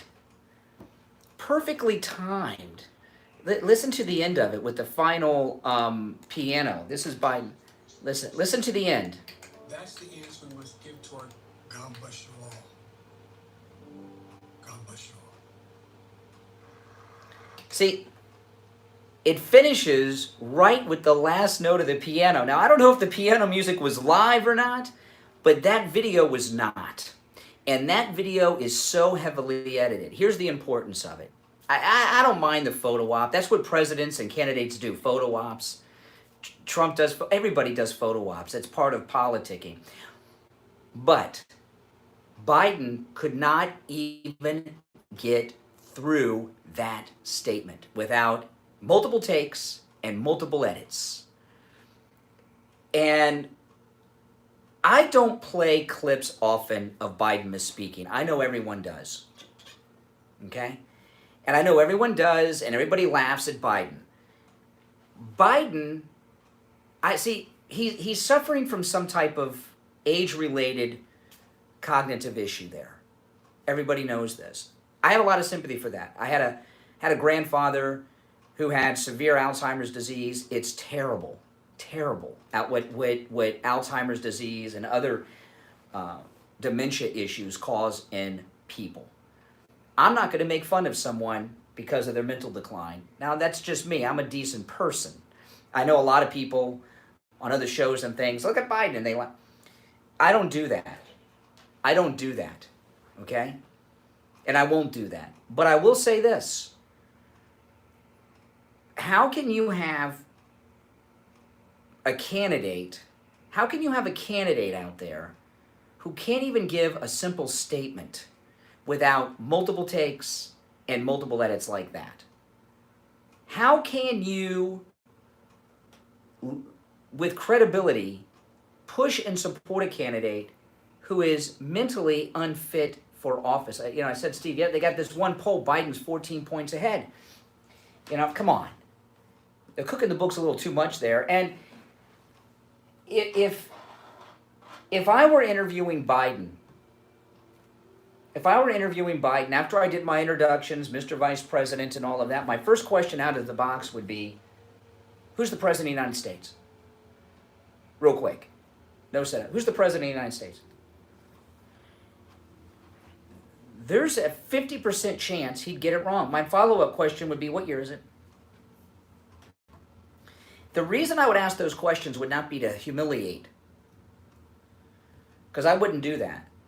It would be to establish his mental fitness. And anyone who goes through a medical exam from a physician that is dealing with cognitive decline issues like Biden obviously is, every time they go in for a checkup with their doctor, they ask, who's the president and what year is it? And most of the time, they'll get it wrong. I had a great-grandfather who had Alzheimer's, early stages of Alzheimer's, and I was a little kid. Ronald Reagan was president, and I remember he went in, he came out of the doctor's office. He said, he asked me who the president was, and I said, Jimmy Carter. And Ronald Reagan was president for already like 4 or 5 years. And then he said, oh, no, Ronald Reagan. I said, oh, yeah, I forgot. I don't follow politics. He forgot, but it was a sign of Alzheimer's. And it's sad. And I find it cruel that the Biden family and the Democrat Party are running Joe Biden. He's not up to it. I've never agreed with Joe Biden about anything. But Joe Biden is in a severe period of cognitive decline. And you got to ask yourself, why is his family allowing him to do this? You don't think his family could have stopped? You don't think that his wife could have stopped? They haven't had the convention yet. She wants to be first lady. It's not right. And I know out there in this community, here we are in South Florida. What did Governor DeSantis said something I never thought I'd hear a governor say. It's a joke about Florida, that Florida is God's waiting room. There is truth to that. We have the oldest population in the country. If you live in South Florida, either you have a family member or know someone who has suffered from Alzheimer's or a similar cognitive issue, and you know what it does to people, and it's not right to put them out there under the scrutiny that Joe Biden is and the stress that Joe Biden is under. And it's wrong. That's why I won't make fun of him for it. This isn't a normal thing. This isn't like the 57 state thing with Obama or something. This is just, it's inhumane.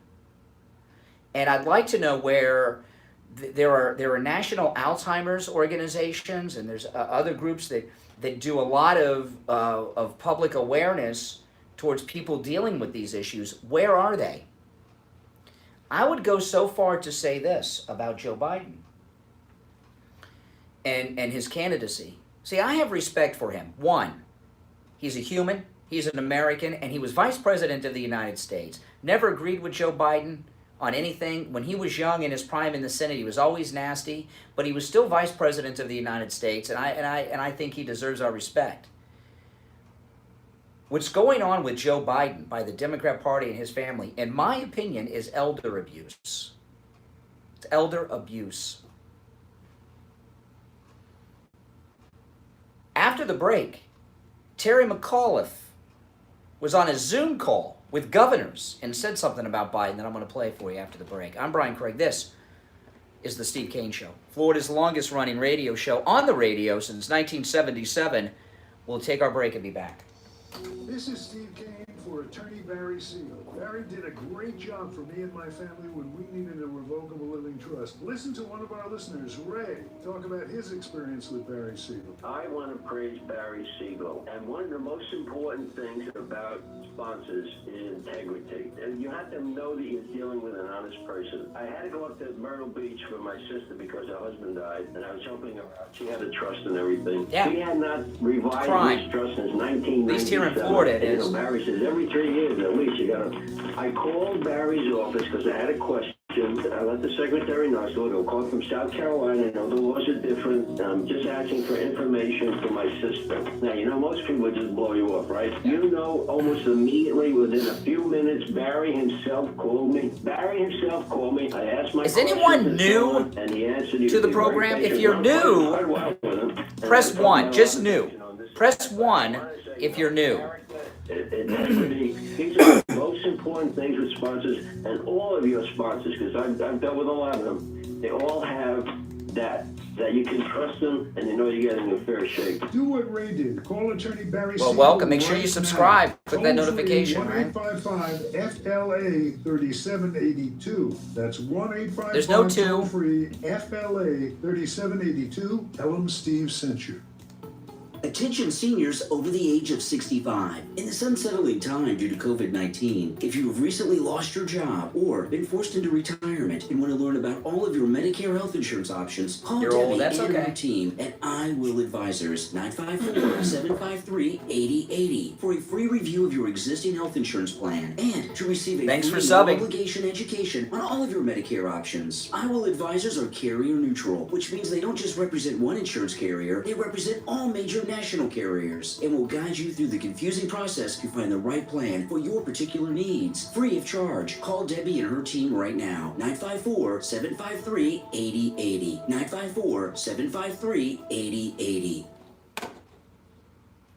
Listen to The Steve Kane Show, live in Morning Drive on 1470 AM and 95. All right, well, the Steve Kane Show, the most pro-Donald Trump radio show in America. These are the only two advertised here on the Steve Kane Show. Any lab test now of Boca and of Coral Springs. Same owners, both locations. They guarantee the lowest price on all of their thousands of lab tests. No doctor's order or appointment necessary. No prescription, just walk right in. And they're also open on Saturdays. Now, they are offering coronavirus testing. Not just coronavirus testing, but the coronavirus antibody test. I've had the test. I'm negative on both, which is spectacular.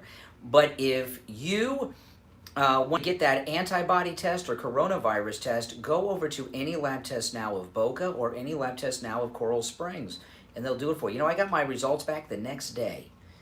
That's right. And if you're an employer and you need to have your employees tested, any lab test now of Boca, any lab test now of Coral Springs is the place to go. They guarantee the lowest price on all of their thousands of tests, including the antibody and coronavirus testings. Any lab test now of Boca is in the Sandalfoot Plaza. That's where the Western Beef is, between Palmetto Park Road and Hillsborough Boulevard on the east side of 441 State Road 7, and their number 561-237-5009.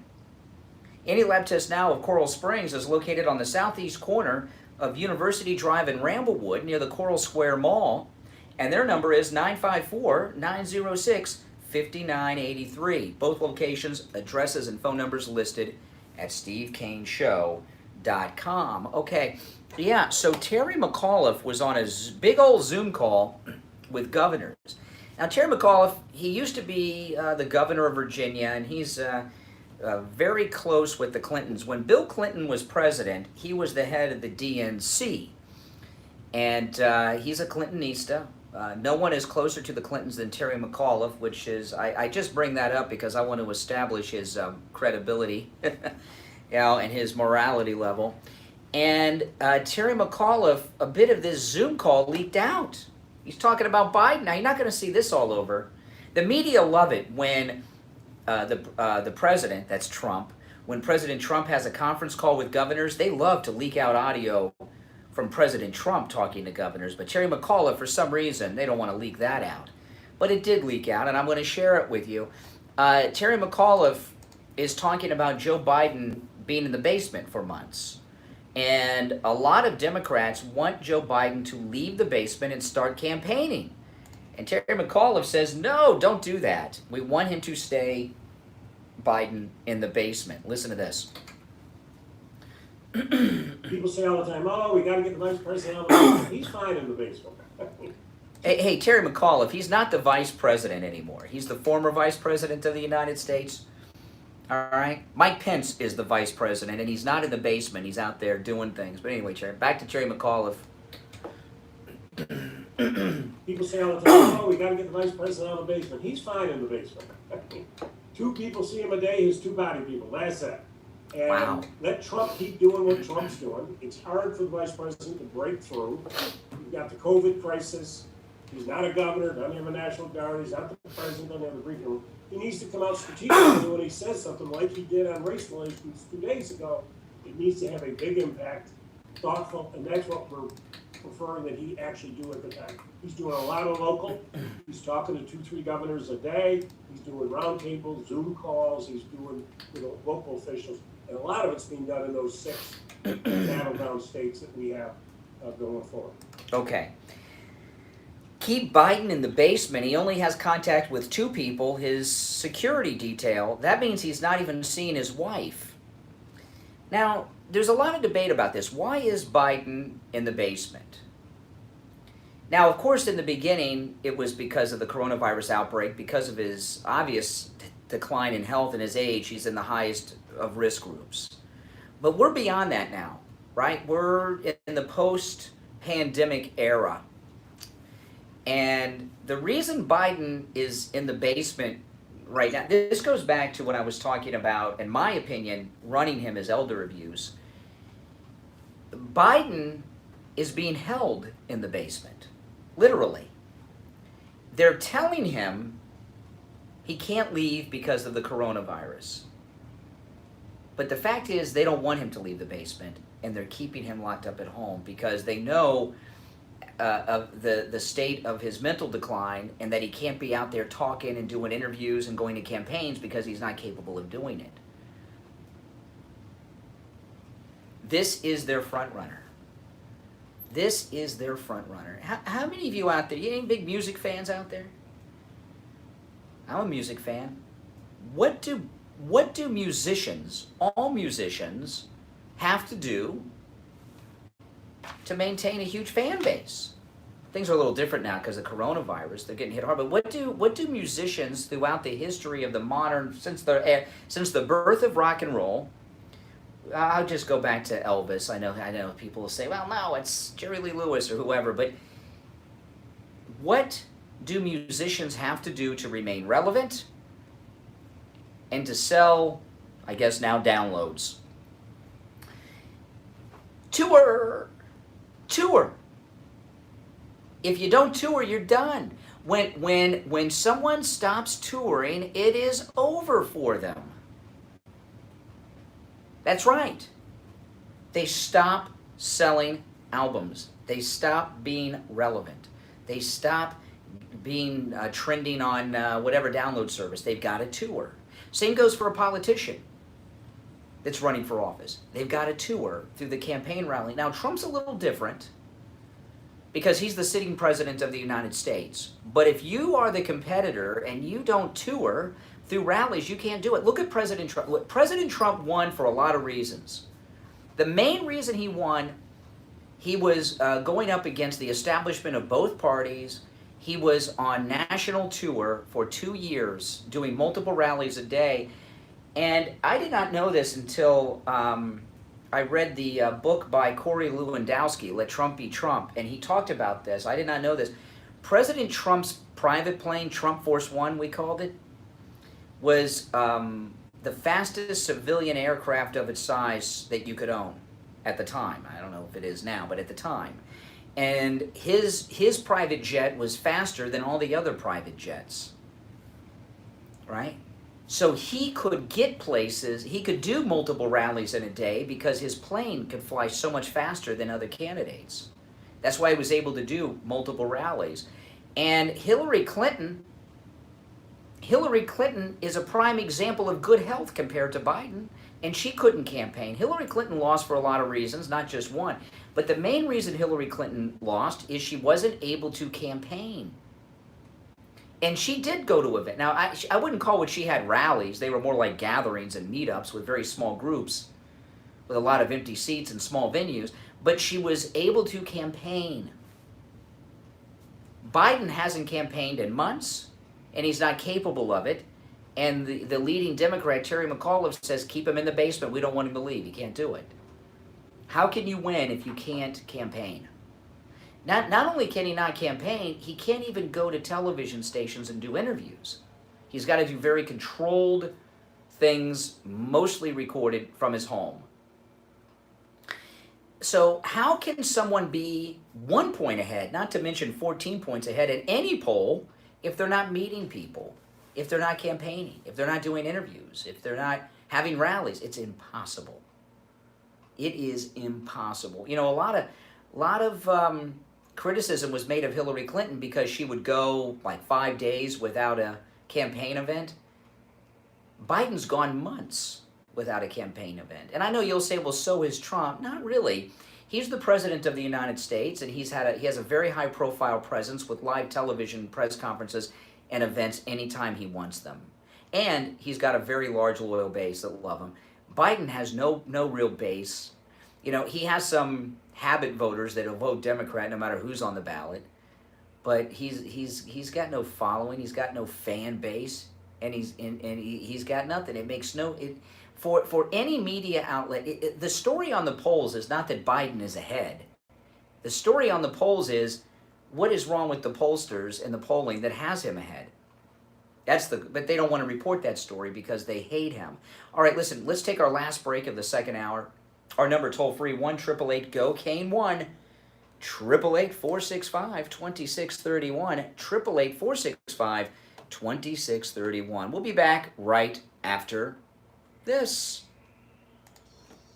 I'm paying an outrageous fortune for your tires. Go easy on your budget and buy your tires at Friendly Tire in Margate, where they have all the major brands like Goodyear and Firestone at discount prices that absolutely can't be beat. Steve Kane's tires for his Toyota van at the other shops, $175 a tire. At Friendly Tire, just $75 a tire. That's a $100 savings per tire. Tires for my daughter Emily's car, $135 at the shops around town. The price at Friendly Tire, only $65. That's a $70 savings per tire. These prices are out the door and on the road. Free mounting and balancing and no added charges. Friendly Tire have a great selection of good used tires too, starting at just $30 for most cars. Call my good buddy Friendly Mike at Friendly Tire. Tell him what you drive and he will give you a great low price right over the phone at 954-977-9445. 954-977-9445. Online, friendlytire.net.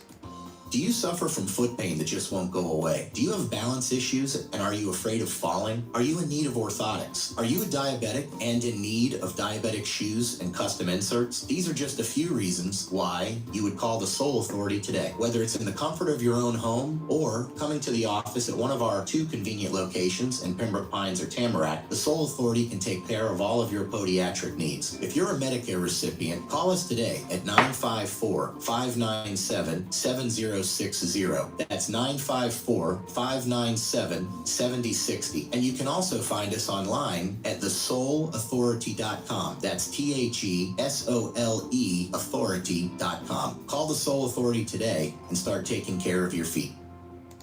Attention homeowners, this is Scott from Cut by Kilowatts. I'm here to cut your electric bill and save you a lot of money, perhaps even eliminate your electric bill altogether. We do this by making your entire home energy efficient, by upgrading some or all of the following: roofs, doors, windows, insulating your attic, AC systems and ducts, hot water heaters, and even adding solar. Energy efficient improvements that actually pay for themselves over a short period of time. Our program is designed to make the savings on your electric bill pay for all or part of your low monthly payments. The PACE program is government sponsored and gives you up to 30 years to pay. Requires no credit check, no money down, no income verification, and no payments for up to 18 months. You only need to be current on your mortgage and taxes for the last 3 years to qualify. Energy savings and hurricane solutions made easy. Call 954-939-1500. 954-939-1500 to start saving money now. Listen to the Steve Kane Show on iHeart. All right, welcome back. Welcome back. I'm Brian Craig. This is the Steve Kane Show, Florida's longest running radio show. Oh, I'm going to not get sidetracked on this, but I'm going to make a movie recommendation. A movie recommendation, okay? Which I don't do very often. And if you are anyone of my generation that's close to my age, 24 years old. Now, my wife and I saw a movie last night, which was just an incredible movie. But, you know, I am, how old am I? I'm 49. See, I'm at that age. I'm getting like by. I know I'm 49. I just don't want to think about it. But no, Generation X. If you're a Generation X person, there is a movie that is streaming that you will love, okay? There is a remake of the classic film Valley Girl that you will love. My wife and I watched it last night, and it's a complete remake of Valley Girl. And there are brief cameos that you'll have to look pretty hard to find, but there are cameos with the girls from the original Valley Girl from 1983, and it's a great movie, and it's got every great song of the 80s in it. It's actually, the remake of Valley Girl is a musical. and which I'm glad it's a musical, and it takes place in '83. They get most of the '80s right, and it's a little. I was telling my wife, you know, because we watch the Goldbergs. Any of you guys watch the Goldbergs? The Goldbergs is kind of like, it is to my generation what Happy Days was to like my parents, right? Like the '80s are now like the '50s were back then. But when I watch the Goldbergs and I watch the remake of Valley Girl, which is a great show, an incredible movie, the new Valley Girl, you guys should definitely watch it. Things look a bit off from the '80s, and I told my wife, I said, you know, I said the reason that it looks a little off and doesn't look exactly like the '80s, the Goldbergs or the new Valley Girl remake, is because you're not used to seeing the '80s in high definition 4K. Because back in the '80s, television, we didn't even know we never heard of high definition. And our televisions were much smaller, and they were in the little box. They weren't widescreen and everything. But the remake of Valley Girl is probably the best movie I've seen in a couple of years, in a few years. It's very good. It's kind of like, you know, Forrest Gump. Forrest Gump was okay, but Forrest Gump was a big hit because the '60s generation just loved Forrest Gump because of the music. And the soundtrack to Forrest Gump, which was a 2-CD set, had every song that was a hit in the '60s and '70s in it, and it was well. That's how the Valley Girl remake is. It's a complete musical. Is it a Broadway show? It looks like it's a Broadway show taken to film. I don't know. If it isn't, it will be. And it's got every incredible song and hit from the '80s that you've ever loved, and it's an incredible movie. In fact, we liked the movie so much, we bought it, and we got the original Valley Girl too, which we started watching, but I went to sleep. But it's only streaming. It's only streaming, and so you can get it on iTunes or something like that and download. But the character of the boyfriend of the main girl is played by Logan Paul, the YouTuber. And you guys know who Logan Paul is? He's always trying to box people on YouTube. He's a pretty good actor. He's in it. So anyway, the new Valley Girl. Just a little movie recommendation, which I don't do very often. I'm really not into movies as much. I used to be so into movies, but I guess I grew up. But the Valley Girl remake musical, Alicia Silverstone plays the mother in it. Who, but when you see, it's a little depressing when you see the three girls from the original Valley Girl doing cameos and how old they are. And I looked up the star of the original. She's in it, and just I'll tell you where she. Cause it's hard to find the cameos, okay, from the girls from the original. The lead actress from the original Valley Girl, when the girl goes to buy her prom dress, she works at the store where she's buying her prom dress. And when I see how old those girls are, oh my goodness, it's depressing. Now, thankfully, they're older than me, right? I was only 12 when that movie came out, so they were like, you know, in their 20s when they filmed it. But when I see how old the Valley Girls are today, it was a little depressing, All right, you're on the radio. Good morning. Hey, Lou. Hey, Steve Kane Show. I heard you earlier talking about Hey. Paul. Yeah. Oh, okay. Yeah. That's the Florida lifestyle, man. Just a general point first. I agree with you about everything you said about polls. I never actually done any polls, but I know a little bit about the scientific underpinnings of those things. Let me just mention one thing real quick. I don't know if maybe we should turn the volume down. I don't know if people should listen because everybody should go out and vote. Are you? No, I'm not. No, tell me about it.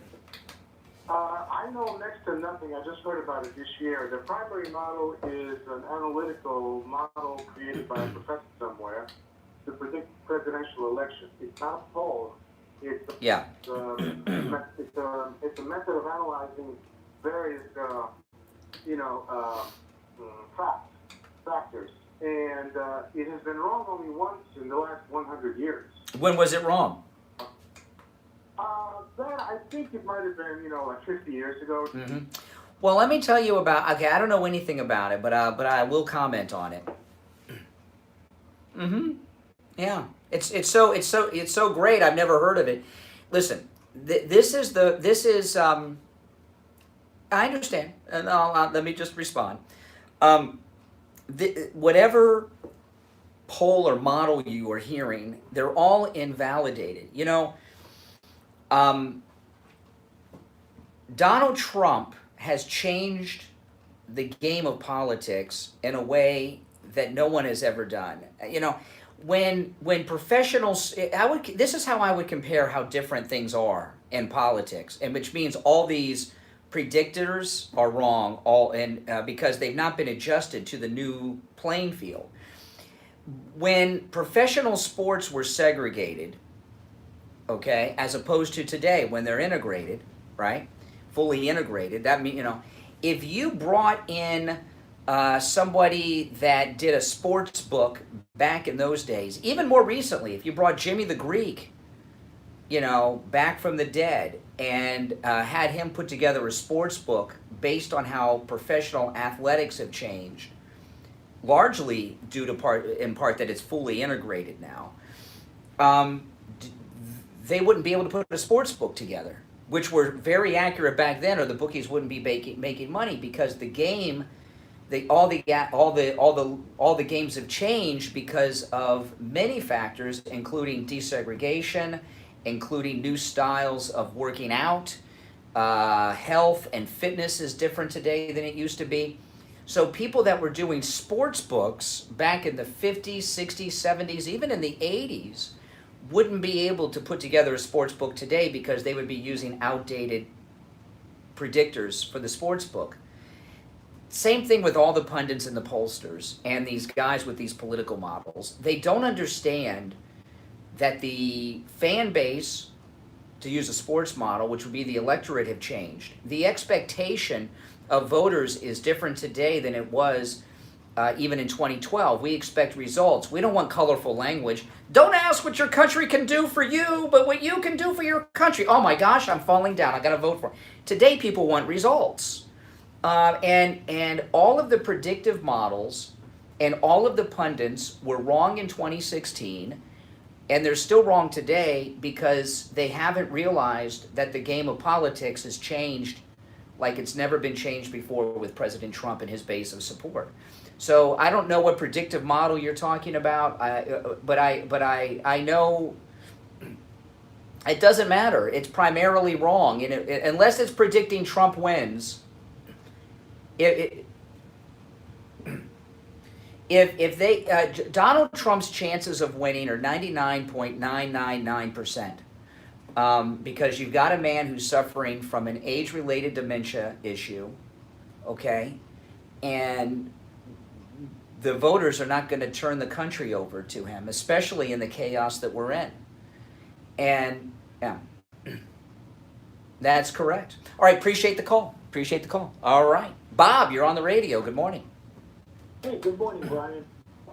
Before you were talking about, Biden and Trump with photo ops, and you were talking, let me tell you something. I blame the Republicans for everything, and I'm going to tell you why. You ever go on the Sunday shows? You ever watch the Sunday shows? You ever hear one Republican put these moderators on the defensive and say, how come you never talk about that? How come you don't say Biden is doing this? How come you don't say Biden is doing that? They stand there and they let these moderators just pummel them, and they're always on the defensive. I don't know why Kellyanne Conway doesn't come out and say, how come Biden doesn't come out of the basement? Well, I give a great example, Bob. Yesterday, with this pre-recorded, highly edited statement of Biden at George Floyd's funeral. Just a short couple of months ago, they were telling us that he was brought up through the political ranks in Washington by segregationist senators who took him under his wing, and they were his mentors. And now all of a sudden he's the the hope and the dream here. Exactly, that's what I'm saying. I watch these guys on Meet the Press. Why don't they say that? Why don't they? Because they're Democrats. Because they're Democrats. Statute. What about in West Virginia? Why don't they start tearing down Robert K. Byrd statue? Well, I'll tell you, okay, you know, these Confederate statues, I know the governor of Virginia is talking about taking down these Confederate statues. He probably wants to move them to his home, but every you know, I mean, he was in the Ku Klux Klan. It was we saw a picture of him. I mean, that was, but they're praising him for taking down these monuments.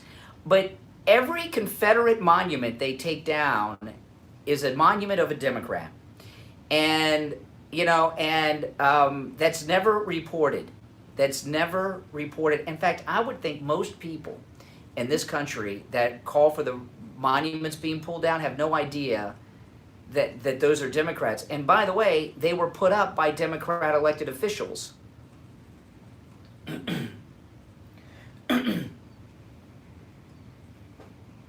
Well, look, there's a new thing now that I was not aware, that there are a lot of U.S. military bases that are named after Confederate generals, including Fort Bragg. I did not know this. So where are okay, so there's been a movement now. The Defense Secretary is talking about renaming bases named after Confederate generals, which I think is fine to do. But where are those bases? And why were they named after Confederate generals? I promise you, they're all in southern states, and they were named after Confederate generals because the Democrats that ran that state wanted to honor them by naming the base after them. I just got finished watching a 3-day documentary on General Grant. Oh, I saw that. That was spectacular. I want to tell you something. A lot of people, you say Grant, and that guy was a drunk.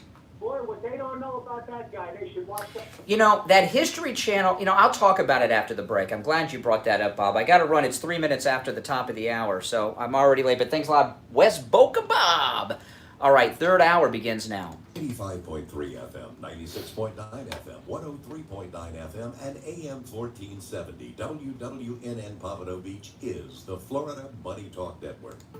Attention seniors over the age of 65. In this unsettling time due to COVID-19, if you have recently lost your job or been forced into retirement and want to learn about all of your Medicare health insurance options, call Debbie and her team and I will advise Kathy, I just sent you a text a little while ago. I don't know if you got the 8080 for a free last review of text your I sent. existing health insurance plan and to receive a free no-obligation education on all of your Medicare options. IWIL advisors are carrier neutral, which means they don't just represent one insurance carrier, they represent all major national carriers and will guide you through the confusing process to find the right plan for your particular needs. Free of charge. Call Debbie and her team right now. 954-753-8080. 954-753-8080. This is Steve Kane. I'm sitting here with my good friend and my attorney, Barry Siegel of the Siegel Law Group. Barry, you offer a service called Elder Law. And since I'm getting up there in years, I'd like to find out exactly what that is and when and if I need it. Sure, Steve. Elder law, think of it as asset protection. Now, as we age and get into our retirement years, the number one concern or threat to our assets is the cost of long-term care. Care either at home, in an assisted living facility, or in a nursing home can be very, very expensive. And it can eat away at your assets. It can even deplete your assets to nothing. Imagine if you lose all your assets, you have to go into a facility and your spouse at home has nothing left. Or you may end up not having any assets left to leave to your loved ones. So with elder law, we are able to look at different government benefits that may be available to you or your spouse, such as Medicaid or veteran benefits. And even if you don't think that you're eligible for these benefits, you'd be surprised. That's what elder law attorneys do, is we help people who may not be eligible at this point become eligible so that they can protect their assets for themselves, their spouse, and their loved ones. Well, it sounds like a really great idea. I suggest you call my attorney, Barry Siegel, and he will be glad to set up an appointment and explain everything to you in even more detail. His number, toll free, 1-855-FLA-3782. Steve Kane Show. That you heard it on the Steve Kane Show. 95.3 FM, 96.9 FM, 103.9 FM, and AM 1470. WWNN Pompano Beach is the Florida Money Talk Network. You are listening to South Florida's longest running radio show, The Steve Kane Show. To call the show toll free, dial 1-888-GO-KANE 1. That's 1-888-GO-KANE. All right, third and final hour has begun. 6 minutes after 8. It's Wednesday. My name is Brian Craig. Our number toll free 1-888-GO-KANE 1. All right. Go to Wellington. You're on the radio. Good morning. Hi, good morning, Brian. How are you? I'm doing all right. How are you? Good. One of the points that you failed to mention, maybe because you're not aware of it, you were talking about the bases that are named after Confederate generals. There were plenty of bases that were named after Union generals as well, but the liberals shut them all down. They were in northern states, and most of them were shut down. Oh. Economic reasons. Yeah. Benjamin Harrison in Indiana comes to mind, and there are several others. Now, the reason I'm calling is I was in the Army for 20 years and 5 months, and one of my pet peeves is when somebody calls an Army installation a base. There are no Army bases. The Air Force has bases, the Navy, the Marine Corps, and the Coast Guard. They all have bases. The Army has posts. Oh, I'm sorry. Pet peeve. I didn't know that. When you talk about Fort Bragg, Fort Stewart, Fort Gordon, Fort Hood, they were all named after Confederate generals, but they are not Army bases. They are Army posts. Then why do they call it Fort Hood? I saw the signs. It says Fort Hood, not Post Hood. I thought I went. It is a fortress. However, the actual name of Steve the Kane Show. installation or what it is isn't a base. It's a post. The Army has posts. Oh, okay. Little pet. Yeah. PX. Papa X-ray. Ah. Not PX. It's a post exchange. Oh, okay. Well, you live and learn. Okay, that's all I have. Okay. A little pet peeve. You know, I was born on a military installation. I was born at a Marine Naval Station myself. I don't know if that is that kind of like serving, but I don't know. But anyway, all right. Good morning. Good morning. You're on the radio. Oh my gosh! Talk about pet peeves. Oh my goodness, that's one I haven't heard before. I'm glad you already figured out an answer now, and because the you know, when you said why did they exclude or not include certain things, because they're Democrats, and that's their whole basis is to keep it negative. They have nothing to run on. They can't run. Well, have you seen this History Channel 3-part biopic documentary of President Grant? Oh my goodness! You know, you guys, every Republican, well, every American, but every Republican needs to see this. When you think of Grant, not the general that won the war, what comes to mind, and what have you heard about President Grant during his presidential time? There's usually a couple things you hear. You don't know? That's okay. That he was a drunk and the most corrupt administration up until that point in time. Those are the two things you hear. And this History Channel documentary gets into everything about Grant, and none of these things were true. In fact, he drank, everyone was drinking, but they talk about in the History Channel about how the Democrat newspapers were the ones that created this narrative of President Grant, that he had the most corrupt administration in history up until that point. You know, now it's whatever Republican is in office at that particular point, and how the liberal newspapers, the Democrat newspapers of the time, turned him into this figure of someone that shouldn't be respected.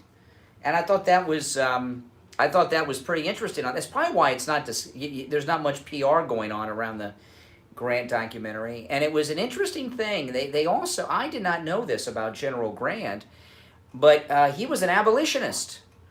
He married a woman who came from a slave-owning family, And his father-in-law, as a gift, gave him a slave. And he worked with the family, you know, that had slaves, and he was at the time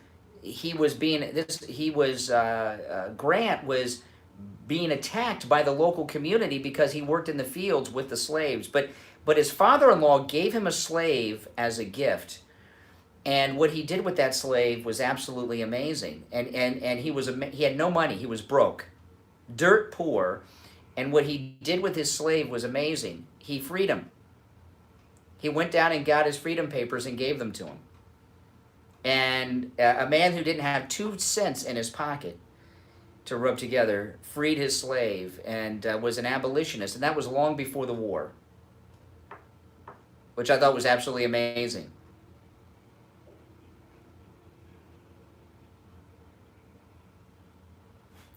They slander. That's what Democrats do. They slander people.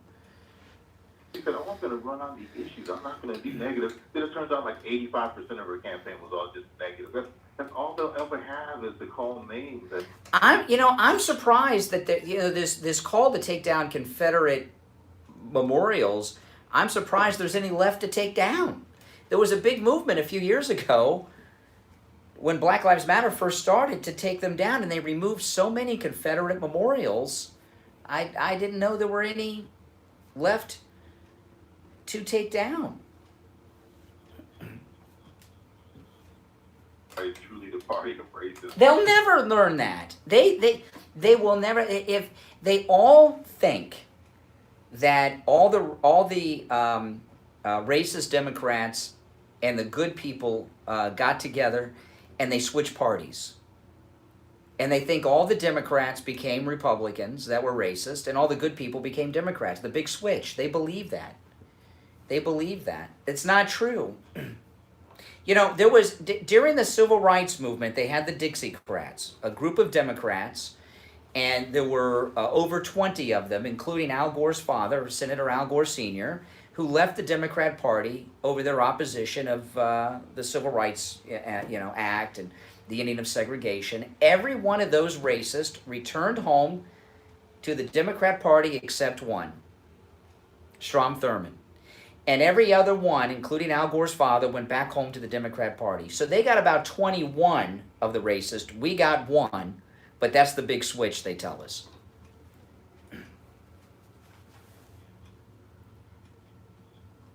They're not getting any lessons. Who tells them this stuff? I saw they're taking down a Christopher Columbus statue somewhere now.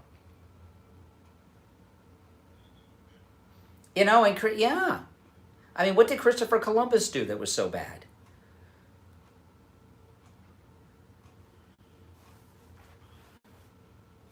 I say, listen, it's not, America's not 400 years old. They keep throwing that in there, but I know, I love that. Before America. That's my favorite.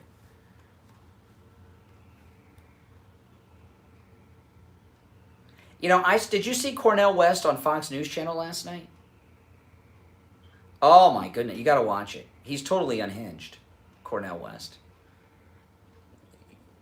He lost his. I wish I could play it for you, but there was so much overtalk. It's mud. It's not audible. You have to watch it. If you watch it, you can make it out because you can see them talking.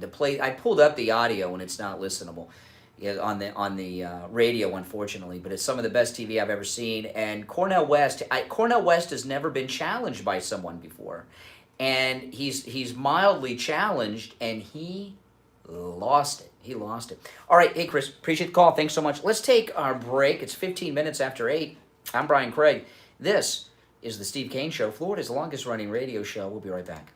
Attention homeowners, this is Scott from Cut by Kilowatts. I'm here to cut your electric bill and save you a lot of money. Perhaps even eliminate your electric bill altogether. We do this by making your entire home energy efficient, by upgrading some or all of the following: roofs, doors, windows, insulating your attic, AC systems and ducts, hot water heaters, and even adding solar. Energy efficient improvements that actually pay for themselves over a short period of time. Our program is designed to make the savings on your electric bill pay for all smaller part of your low monthly payments. The PACE program is government sponsored and gives you up to 30 years to pay. Requires no credit check, no money down, no income verification, and no payments for up to 18 months. You only need to be current on your mortgage and taxes for the last 3 years to qualify. Energy savings and hurricane solutions made easy. Call 954-939-1500. 954-939-1500 to start saving money now. Dr. Matez, good morning. Good morning, Brian. You and I talk about cognition all the time when I call in. We have so many different options to try to help people with their cognition here. I will repeat what I say all the time. This is called age management, folks. It's not just, hey, come in, get some hormones and feel better. We have options. Hormones, by the way, is one of the greatest ways to get your cognition back, get your hormones back. We have other options. One of the biggest things going on these days is peptide therapy. These are actually FDA-approved therapies that are designed to help you regain your cognition. We have vitamins, intravenous vitamin therapies that are designed. All of these things, by the way, are absolutely 100% natural. This is exactly how the body is designed to have cognition. And Mr. Biden could avail himself of all of these things. Anybody out there, particularly if you identify with Joe Biden's problems here, a lot of us can. Come and talk to us. We can fix your cognition. It's pretty cool. You know, I'll tell you, Dr. Mitch Matez, a lot of people assume with aging, oh, well, these things are going to happen. I'm going to lose my sex drive. I'm going to lose my hair. I'm going to want to sleep in the middle of the day. I'm not going to have energy. I'm not going to be able to remember, forgetting things. That's just part of aging. Well, these things are true, but you can do something about it with hormone replacement pellet therapy. And hormone replacement pellet therapy is a totally 100% natural process, right? These are natural hormones that your body makes naturally. That is correct. Everything I'm talking about is natural. The peptides are proteins that are in your body that are specifically designed to improve the health of your cells. You know, by manipulating these things, we can help people get energy. We can help them lose body fat, increase their lean muscle mass, improve the health of their arteries, fix their fatty livers. There's a whole lot of things that can be done. It's all safe. It's all effective. It's all pretty easy. But you have to come and see us if you want to get it done. Well, that's the first step. And the consultation with Dr. Mitch Matez, if you mention the Steve Kane Show, is totally free. So call his office, mention the Steve Kane Show, avail yourself of the no-charge consultation with Dr. Mitch Matez, 561-953-5490, 561-953-5490, online, hormonetherapy.bocaratone.com. All right, Dr. Matez, we will talk later in the week. Yes, we will. Have a great day, Brian. Thank you very much. Take care. Listen to the Steve Kane Show on iHeartRadio. All right, 18 minutes after the hour, I'm Brian. It's Wednesday. You're listening to Florida's longest-running radio show, The Steve Kane Show. You know, I was listening to Dr. Matez talk about how he can help with cognitive issues with hormone replacement pellet therapy, and that is the truth. I've seen it in listeners. I've seen it even in myself at my younger age. And I was thinking, though, about what Terry McAuliffe said to the governors in the Zoom call about keeping Biden in the basement. Yeah, this is Terry McAuliffe, former governor of Virginia, talking to the nation's governors, the Democrat ones at least, on a Zoom call. People say all the time, oh, we got to get the vice president out of the basement. He's fine in the basement. 2 people see him a day, he's 2 body people. That's it. And let Trump keep doing what Trump's doing. It's hard for the vice president to break through. He's got the COVID crisis.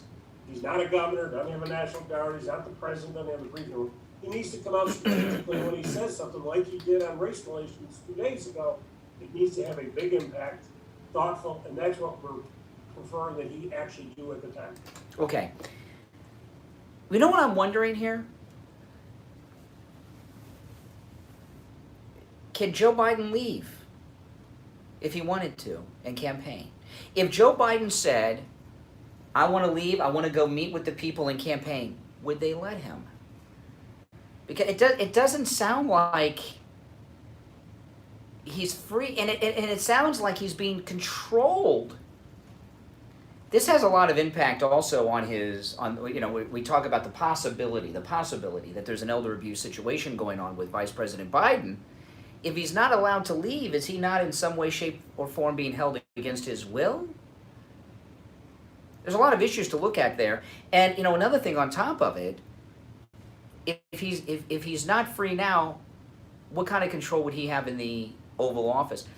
Now, I haven't played any clips of The View in a while, at least I don't think. The View is just, it's just a terrible place. That show has always been a poisonous atmosphere. I'm not exactly sure why, but even in the early days, when The View was new, over 20 years ago, and Barbara Wawa and all the rest were over there, they had, I don't remember what her name is, but they had a young member of the panel who was like a 20-something-year-old girl, and they had her on for the young hipster entertainers at the time. Now she's like my age, right? The View from day one has had problems like this. This is not new. But the View, I remember John McCain, who they now honor. Every day, John McCain is memorialized through his daughter Meghan McCain on The View, and Whoopi Goldberg and all the rest put John McCain up on a pedestal. When John McCain was running for president in 2008, he was on The View, and Whoopi Goldberg, I kid you not, go look this up on YouTube. I kid you not, I sound like Captain Queeg, don't I, from the K Mutiny? I kid you not. That's right. That's right. How many cups of strawberries did you have? But go back and you'll see this on YouTube. I'm not kidding. This is, I couldn't believe, and this was not a joke. Whoopi Goldberg actually asked John McCain if black people were going to lose freedoms if he and Sarah Palin won the election, if they were going to be enslaved again. And he said no, no, no. And Whoopi Goldberg said, I'm happy to hear that, Senator, because I thought I was going to have to start running. Now all of a sudden he's honored every single day over there. Every day is Meghan McCain sitting Shiva over John McCain. Yesterday, you know, Chris Wallace went over there and did all these things. But yesterday, they suggested that Colin Kaepernick be paid reparations and be awarded the Nobel Peace Prize. This is The View yesterday. It's Whoopi and Sunny, whatever her name is. They're talking about Kaepernick. Well, I don't. I think he's not only owed an apology, Whoopi. I think he's owed his job. I think he's owed back pay, and I think he deserves a Nobel Peace Prize. Colin Kaepernick. He's owed a Nobel Peace Prize for what? You know, I played a clip earlier where they interviewed the co-worker and the owner of the bar where George Floyd worked with the cop who murdered him. And the place had been torched. They say so in the, listen, this is the guy being interviewed by CBS Evening News yesterday, and you'll also hear the lady that owned the bar about George Floyd and the cop who murdered him. Listen. It has a lot to do with Derek being extremely aggressive within the club with some of the patrons, which was an issue. The Floyd family says it believes what happened on May 25th was in part personal.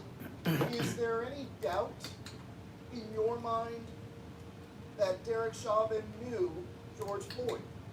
No, he knew him. How well? We interfaced with officers. How well did he know him? I'd say pretty well. Maya Santa Maria, the owner of the now Torch Club, just... Say now the Torch Club. So they want to give Colin Kaepernick a Nobel Peace Prize after... Why was that club torched? What, you know, the club where the cop worked with George Floyd in Minneapolis, why was that burned down by looters over the last week or so? Why? What did the club owner do other than employ George Floyd? What did the people that work in the club do? What did the club have to do with any of this? And they torched it because they used to work there years ago? And now there's a movement that's using the symbolism that Colin Kaepernick made mainstream with the Take a Knee, and they want to give him a peace prize? Why would you give him the Nobel Peace Prize for doing something that resulted in businesses being torched last week? I don't quite get that. Let's see, maybe they give us some other explanations. Back to The View. I think he's not only owed an apology, Whoopi. I think he's owed his job. I think he's owed back pay, and I think he deserves a Nobel Peace Prize. I think what's fascinating about it is when you listen to Roger Goodell's mea culpa, He mentions everything. He says we were wrong. We should have listened. Athletes in the league are now allowed to take a knee. We support peaceful protest. He mentions every single thing except the very name of the man who started the protest. Who started this peaceful protest. Taking the knee has become the symbol of these protests. We see it just all over our country. We see it actually internationally now. And I think it's shameful that people were allowed to co-opt that movement and make it about the flag and make it something that it was never about. It really just is shameful. Okay. You know, this football season is going to be a very interesting thing because what Roger Goodell did, or Goodell, however the hell you say his name, he's a liberal. He's always been a liberal. The taking a knee, they made a concession that they could do it before the games, you know. Now it's going to be out there on television when we see it in the network broadcast, and the networks are going to show it. Colin Kaepernick almost destroyed professional football. Professional football was just coming back. Fans were just forgiving them for this in-your-face nonsense, and now they're going to start it up again, and they want him. You know, listen, if Kaepernick was so good, and again, I don't know, I've been told by people he was a mediocre quarterback, he could go play in Canada. If he went to, no matter where he goes, he's such a high-profile person. If he went and played at a football league in Europe, and he brought teams to victory in Canada and in Europe that typically would not get any publicity, it would be, he could make millions of dollars doing that. He could bring people to games and give television coverage, which means ad revenue, to football where people never watch it, Europe and Canada. Question is, does Colin Kaepernick really want to play football at this point? Does he really, has he made more money leaving football than he would have not? He's got endorsement deals. Listen, I'm not a boycott person, but there's two things that I'm not going to be watching. And I think people should join me in this. Football and cable news. We really need to send them a... Fox News, when Chris Wallace was on The View yesterday, and he said, and Meghan McCain, he was offended. Meghan McCain said, Fox News is number one in cable news. He says, we're number one in basic cable. Think about that. Basic cable, they're number one. They're ahead of the Food Network. You know what? They're ahead of QVC, TNT, TBS, E! Entertainment Television, Sci-Fi, whatever the channel is. In basic cable, they're number one in basic cable. That's ahead of Nickelodeon and the Disney Channel with the kiddies, right? That's absolutely amazing. Stop watching it. Just like stop watching football, stop watching Fox News. And what do you think would happen if Fox News all of a sudden was number two? What do you think would happen? The reason Fox News is number one is because of you. Right? What would happen to Fox News if they were number two? Number three, I don't think is possible. MSNBC is so far behind. People would have, I mean, I don't even think it's possible to get that low. But if they were number two, what do you think would happen? Do you think they would change what it is they're doing? You know, Fox News has slowly morphed into this liberal news outlet, and they've done it because they've been able to maintain number one rating status by far during this time, even though they've gone left wing. So they feel no need to change what it is they're doing. If they all of a sudden became number two consistently, you'd see big changes over at Fox News Channel. Big changes. And I'm very curious when they talk about that they're number one in basic cable. I heard Chris Wallace say that. Where are they number one in basic cable?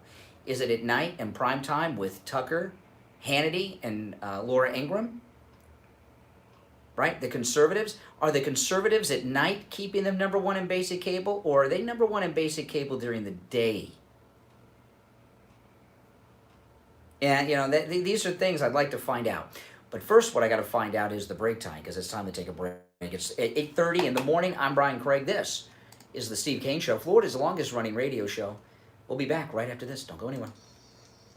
An outrageous fortune for your tires. Go easy on your budget and buy your tires at Friendly Tire in Margate, where they have all the major brands like Goodyear and Firestone at discount prices that absolutely can't be beaten. Steve Kane's tires for his Toyota van at the other shops, $175 a tire. At Friendly Tire, just $75 a tire. That's a $100 savings per tire. Tires for my daughter Emily's car, $135 at the shops around town. Price at Friendly Tire, only $65. That's a $70 savings per tire. These prices are out the door and on the road. Free mounting and balancing and no added charges. Friendly Tire have a great selection of good used tires too, starting at just $30 for most cars. Call my good buddy Friendly Mike at Friendly Tire. Tell him what you drive and he will give you a great low price right over the phone at 954-977-9445. 954-977-9445. Online, friendlytire.net.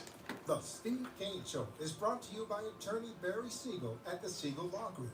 Veterans and spouses of veterans, you may be entitled to benefits that you are not aware of, including long-term care benefits. Call attorney.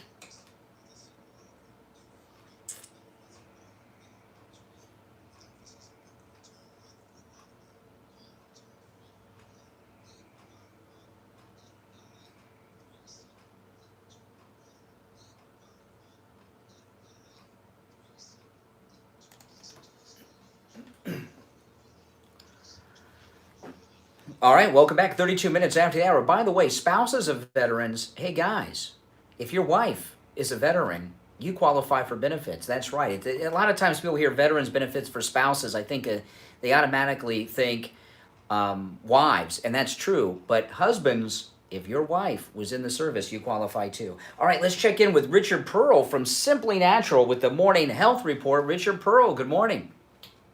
Good morning. I'm doing well. How is the world of natural health going? It's actually quite good. We've, the nice thing is that people are transitioning a little bit away from fear and the virus to taking care of their health in other ways. And I thought maybe I'd mention just for a second something about heart for help of high blood pressure. A lot of people take medication, whether they're beta blockers and calcium channel blockers. They take all these different meds and they do it, or they'll take a water pill or some other type of medicine or cholesterol meds. Steve Kane Show. What they're doing is they're treating the symptom. And I'm not saying you shouldn't treat the symptom, but wouldn't it be better if you just treated the problem and actually looked at solving an issue? And I noticed that so many people that do have high blood pressure, they have problems with ejection fraction, which is the amount of percentage of blood that leaves your heart each time it contracts. And, the higher the percentage, the less hard your heart works. Steve Kane Show. And there are simple things that people can do to work on improving cardiovascular and heart. I just want to quickly say what they are. One thing is ubiquinol. Ubiquinol sparks energy in all the cells of the body in the mitochondrial compartments, which are your power plants. But it improves ejecting fractions. And it's a simple thing. There's, so many ways that a person can strengthen themselves. But when you use ubiquinol, you're really making an overall improvement of your health. Every cell needs it for life, for energy. And if you take the right one, we only use colas because the fish capsule has a nitrogen bubble and makes the product stable. It doesn't let air in. It doesn't damage it in any way. And when you use that, and you use K2 and D3 and fish oil, what you're doing is you're making the arteries more elastic. You're getting rid of excess calcium in the arteries. If you add magnesium, you're making the calcium, instead of sitting in a soft tissue, you're making it go into the bone where it belongs. And you're improving arterial health. So you're improving ejecting fractions, you're improving arterial health. And if you take something like red yeast, you can lower cholesterol. Mm-hmm.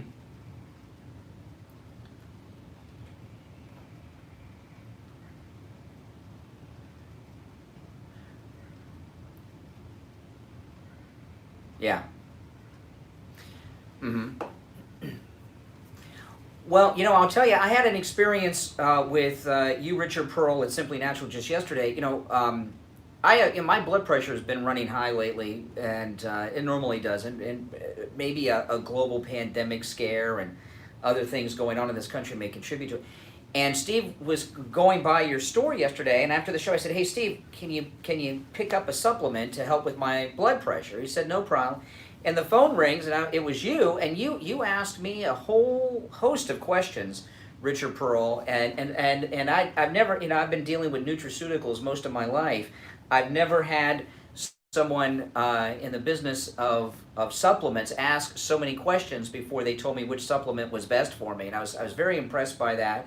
And all the supplements that you gave me yesterday, I'm going to keep you updated on how well they work, and of course the audience too. But I was very impressed with. You didn't just say, "Okay, here's a supplement that'll lower your blood pressure." You asked me very detailed questions about myself, which tells me that a lot of thought goes into what you recommend in the supplement aisle over there at your store. Yeah. And the biggest thing is you've got to know what the customer's issues are and look to help them solve it. So yeah. Well, listen, Simply Natural is open 7 days a week, 11 a.m. to 9 p.m. They're located in Sunrise, just north of Sunset Strip on the east side of University Drive. And the number over there is 954-741-4045. 954-741-4045. And of course, the Simply Natural radio show on our radio stations Saturday and Sunday at high noon. All right, Richard Pearl, we'll talk tomorrow. Okay, take care. All right. Liberal Al, good morning. Morning. I purchased some beet powder from Dr. McCullough's beet powder from Richard Pearl about a week ago, and I mixed that with my my FCT powder, which of course, Rich. Yeah. Great. Triglycerides. It gives you an energy boost.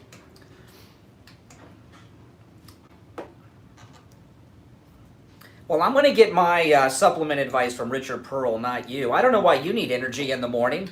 It's not like you got to get up and go to work. Listen, what'd you call about today? Let's get back on the politics. Well, the D3, get 10,000 units. Okay. Tell what's going on in the world of politics. Are your party's constituents done looting America now? Is the looting stopped? Well, let's talk about something positive. Nina Patel is helping me arrange for a Zoom conference call. A Zoom conference call? Yeah, you're going to change the world with Zoom.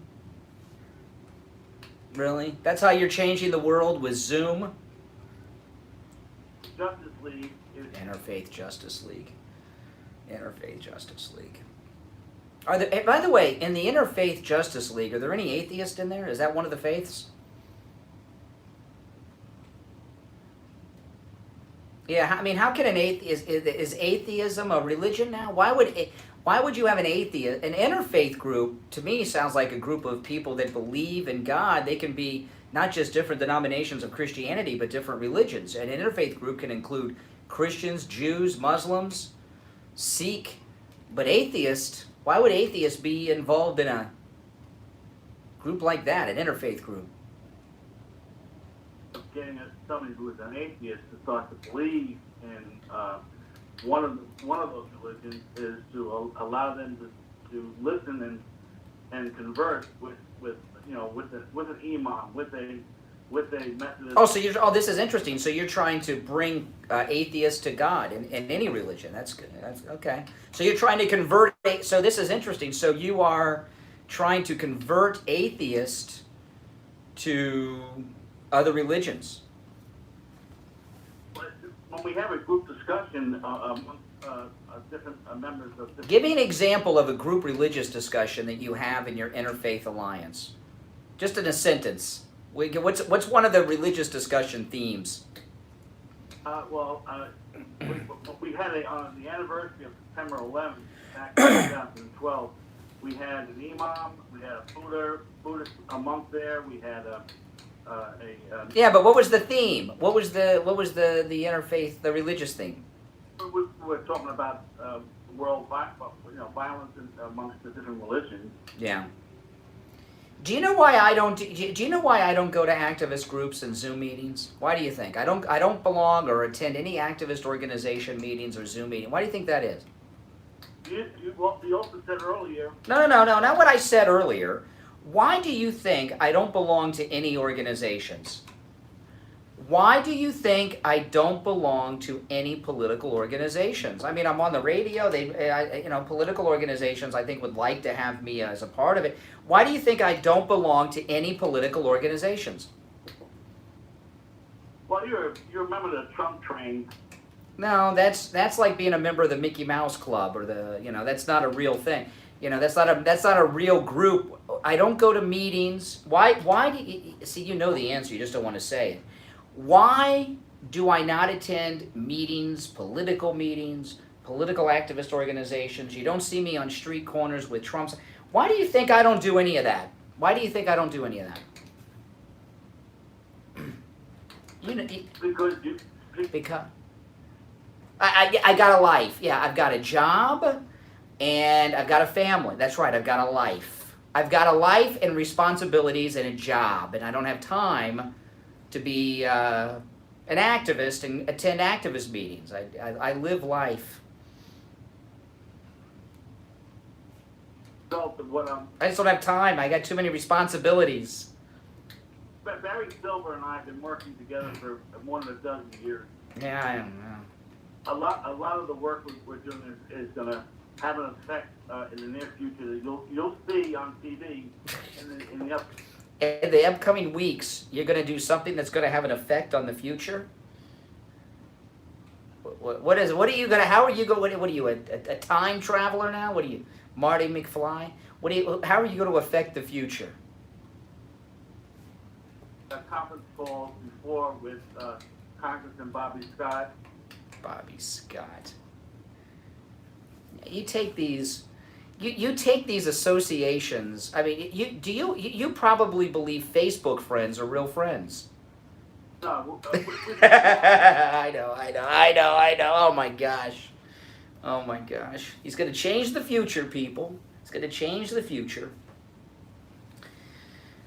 How can you change the future? You can only change the future if you've been there and traveled back and the future has already been determined. The future hasn't happened yet. That's why I asked him if he's a time traveler and called him Marty McFly. If you didn't get the reference, I know you got the reference, but if you didn't understand the reference I made. He's going to change the future.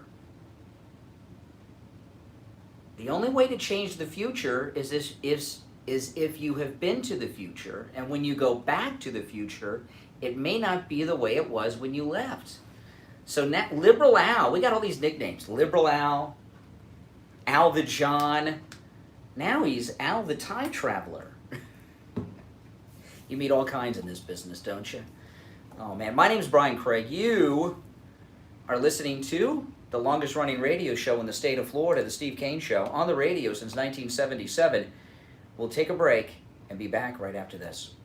It's summertime, and that means backyard barbecues and hanging out by the pool. With Father's Day right around the corner, get Dad the gift all dads will love. A new grill from Ace Hardware Deerfield or Beach Ace Hardware in Lauderdale by the Sea. They are your grilling headquarters. They have an incredible selection on all the top brands like Weber and Traeger, and the best deals around on every type of grill there is. Gas grills, charcoal grills, portable grills, and more. Free assembly and delivery is available too. Ace Hardware Deerfield is just south of Hillsboro, on the west side of US 1. Beach Ace Hardware is in Lauderdale by the Sea. Tell them you heard about them on the Steve Kane Show, and happy Father's Day. Ace is the place with the helpful hardware, folks.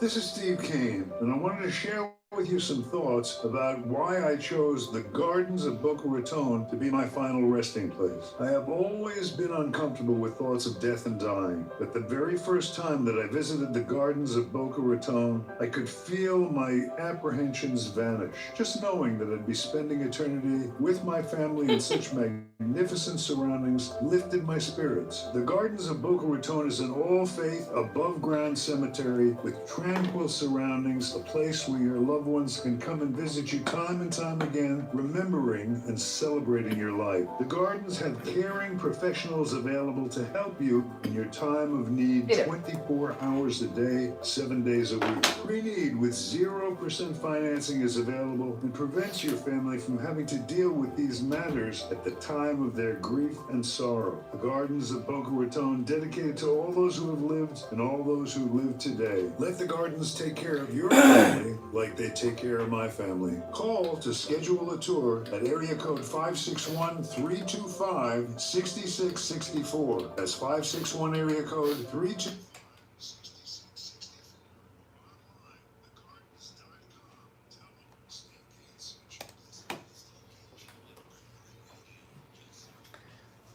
All right, welcome back, everyone. I'm Brian. You are listening to Florida's longest-running radio show, The Steve Kane Show. It's time to check in with William Youngerman from the offices of William Youngerman Incorporated in Boca Raton with the morning's Gold Report. William Youngerman, good morning. Good morning. Oh, I can tell by the tone the metals must be looking good today. I can tell by the good morning. There was a little happy, little smile in your voice. They'll continue their rally that we've seen after touching the major support levels, gold getting down last week to about $1,680 and then rebounding this week. Yesterday we saw it up another $16 to close at $1,714.60 the ounce on gold. While silver was up 3 cents at $17.56, and platinum was up $9 at $8.23. While palladium, the only laggard there, was down $74 at $1,888.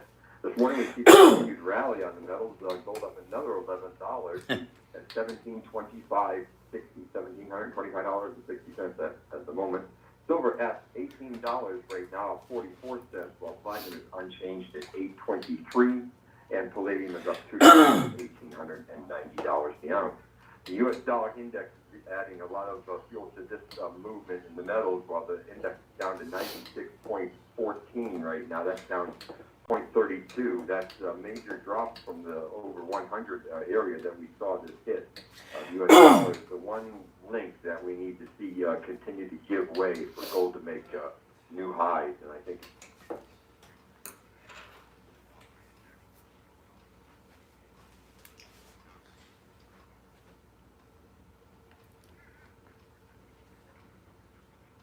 Yeah, well, things are looking good. You know, the way you say good, I remember when the Fed chairman, they used to show him on the news walking into the meetings in the morning, and they could determine based on how thick his the briefcase was that he had that day if the rates were going to go up or down. And I can tell by the way you say good morning how the metals are looking each and every day on the gold report. The way you say good morning is like the real report, right? Listen, give William Youngerman a call. He's been in business since 1967. And you stay in business that long in the metals business by having an incredible reputation of not just accuracy and your outlook on the markets, but also your honesty and integrity when people come in to buy and sell them to you. His number, 1-800-327-5010, 1-800-327-5010, online, WilliamYoungerman.com, and his address, 150 East Palmetto Park Road in Boca Raton, which is on the first floor of the Bank of America building, immediately east of US 1 Federal Highway on the south side of Palmetto Park Road. All right, William Youngerman, we will talk tomorrow. All right, take care. You too. All right, you know, I just, so funny, I was just looking at the YouTube comments that someone left. You know, I posted this yesterday. You guys can go and watch this now. If you go to my YouTube channel, Brian Craig on YouTube, I went with Steve a while back for his first haircut and beard trim after the 2 to 3 month period where you couldn't get haircuts during the coronavirus pandemic. And I made a video that I filmed it and my wife edited it, and we put it online of Steve getting his first beard trim and haircut, and it's on YouTube, on my YouTube channel, Brian Craig on YouTube. And a listener just left a comment this morning on YouTube, and just a few minutes ago. I thought that people leave comments all the time, but this one, it's kind of sad, but it's also funny. Joe, he wrote this: my radio broke, and my phone doesn't have the radio chip. Good you put this on YouTube. So he's watching this on YouTube because his radio broke, and he can't, and his phone does. I don't know what the radio chip in the phone is, but you know, if you can't download the iHeartRadio or TuneIn app on your phone, you must have an old flip phone or something. But all right, Joe, welcome to the YouTube. Oh man, oh goodness.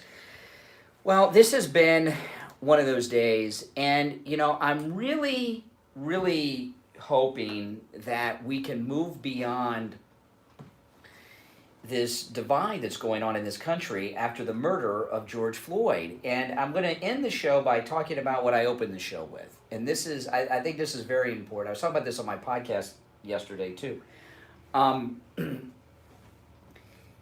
There is 100%, this is very important. It's very important what's going on here. And involving the murder of George Floyd by the police officer, there is 100% agreement in this country as to what happened and what should happen, okay? Everyone agrees George Floyd was murdered by the cop and the cop should go to prison, okay? That's a fact. I've never seen an issue where so many people in this country agreed on one of that involved police, okay? There have been, you hear the list all the time, so many run-ins between police officers and black men mostly, okay? And there's always a controversy over it. There's always a divide. Even when I can't remember his name, was it Diallo? Was it Diallo who was shot over 160 times by 3 cops in New York?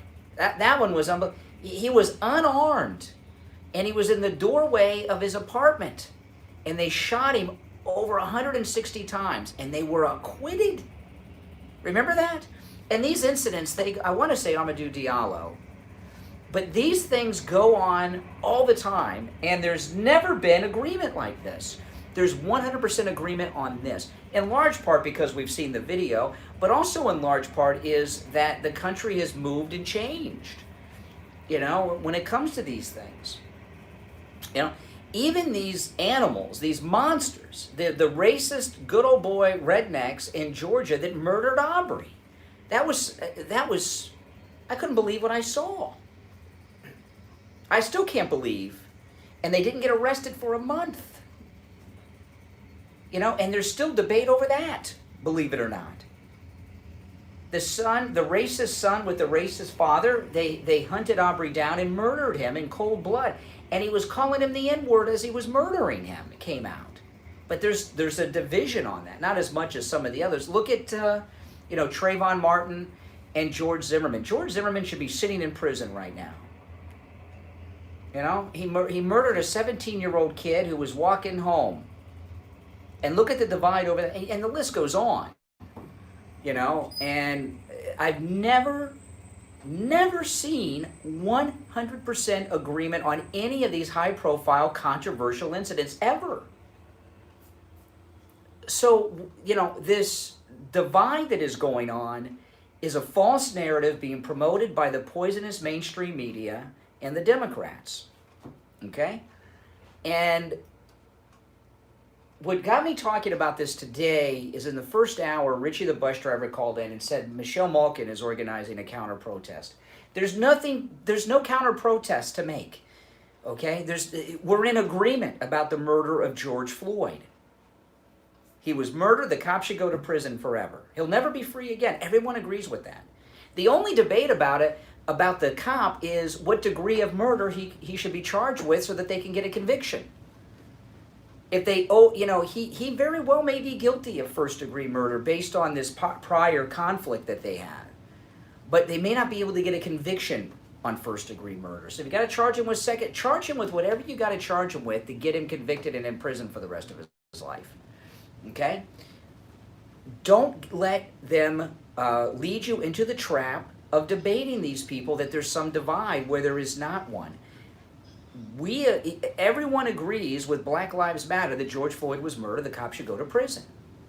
And by the way, this nonsense of defunding the police are a handful of agitating activists that are not credible people, and there's about 12 of them. They're just very vocal, okay? And I know they'll bring out these old wax figures like Cornel West and others, and they'll tell you all these things, and you know, and Al Sharpton is not a uniter. I mean, he's very divisive. You know, a lot of people wonder, why did they bring in Al Sharpton? He's out. He's a dinosaur too. The reason to bring Al Sharpton in, I like Benjamin Crump, by the way. Okay, Benjamin Crump, I don't know how he gets to be all the attorneys for the people in these high-profile cases. First heard of him during the Trayvon Martin, you know, he was the Trayvon Martin family attorney. I like Benjamin Crump, and a lot of people are upset that Sharpton was brought in and don't understand, why did they bring Sharpton in? Sharpton was brought in by the Democrats to cause a divide, because they know that Al Sharpton is a divider. That when Al Sharpton comes out there, that sets a lot of people off, because he did a lot of terrible things back when he was overweight, dressing with the weird clothing up in New York, right? Caused a lot of problems, and people haven't forgotten about that. So they bring Sharpton in to cause division where there is none. There is no division here. Any division is just a false narrative that just doesn't exist. The defund the police movement is not a real movement. That was brought in. So they got two things out there to try to get you to be divided on something that they're upset that the Trump people, Trump supporters, agree with Black Lives Matter on the murder of George Floyd. Okay? So they bring in Sharpton, and they start this fake movement of defund the police to try to get counter rallies set up to support police officers. You don't want any protest right now, any demonstrations, I don't care how peaceful they are, in support of the police. And I think police officers would agree with this. If you put together a peaceful demonstration on a street corner somewhere supporting the police, that is going to be taken by people as you support the cop who murdered George Floyd. It's a trap. Don't fall into the trap. Al Sharpton did one good thing in his entire life. He got charges brought up against George Zimmerman. That's the only, other than that, you know, he's a divider. And that's why he's, all right, listen, we're all out of time. I'm Brian. This is the Steve Kane Radio Show, Florida's longest running radio show on the radio since 1977. I'll see you tomorrow morning at 6 a.m. Thanks for listening, and take care. Stop paying an outrageous fortune for your tires. Go easy on your budget. All right, guys. Hey, make sure you subscribe, all right? I'll see you later. Take care.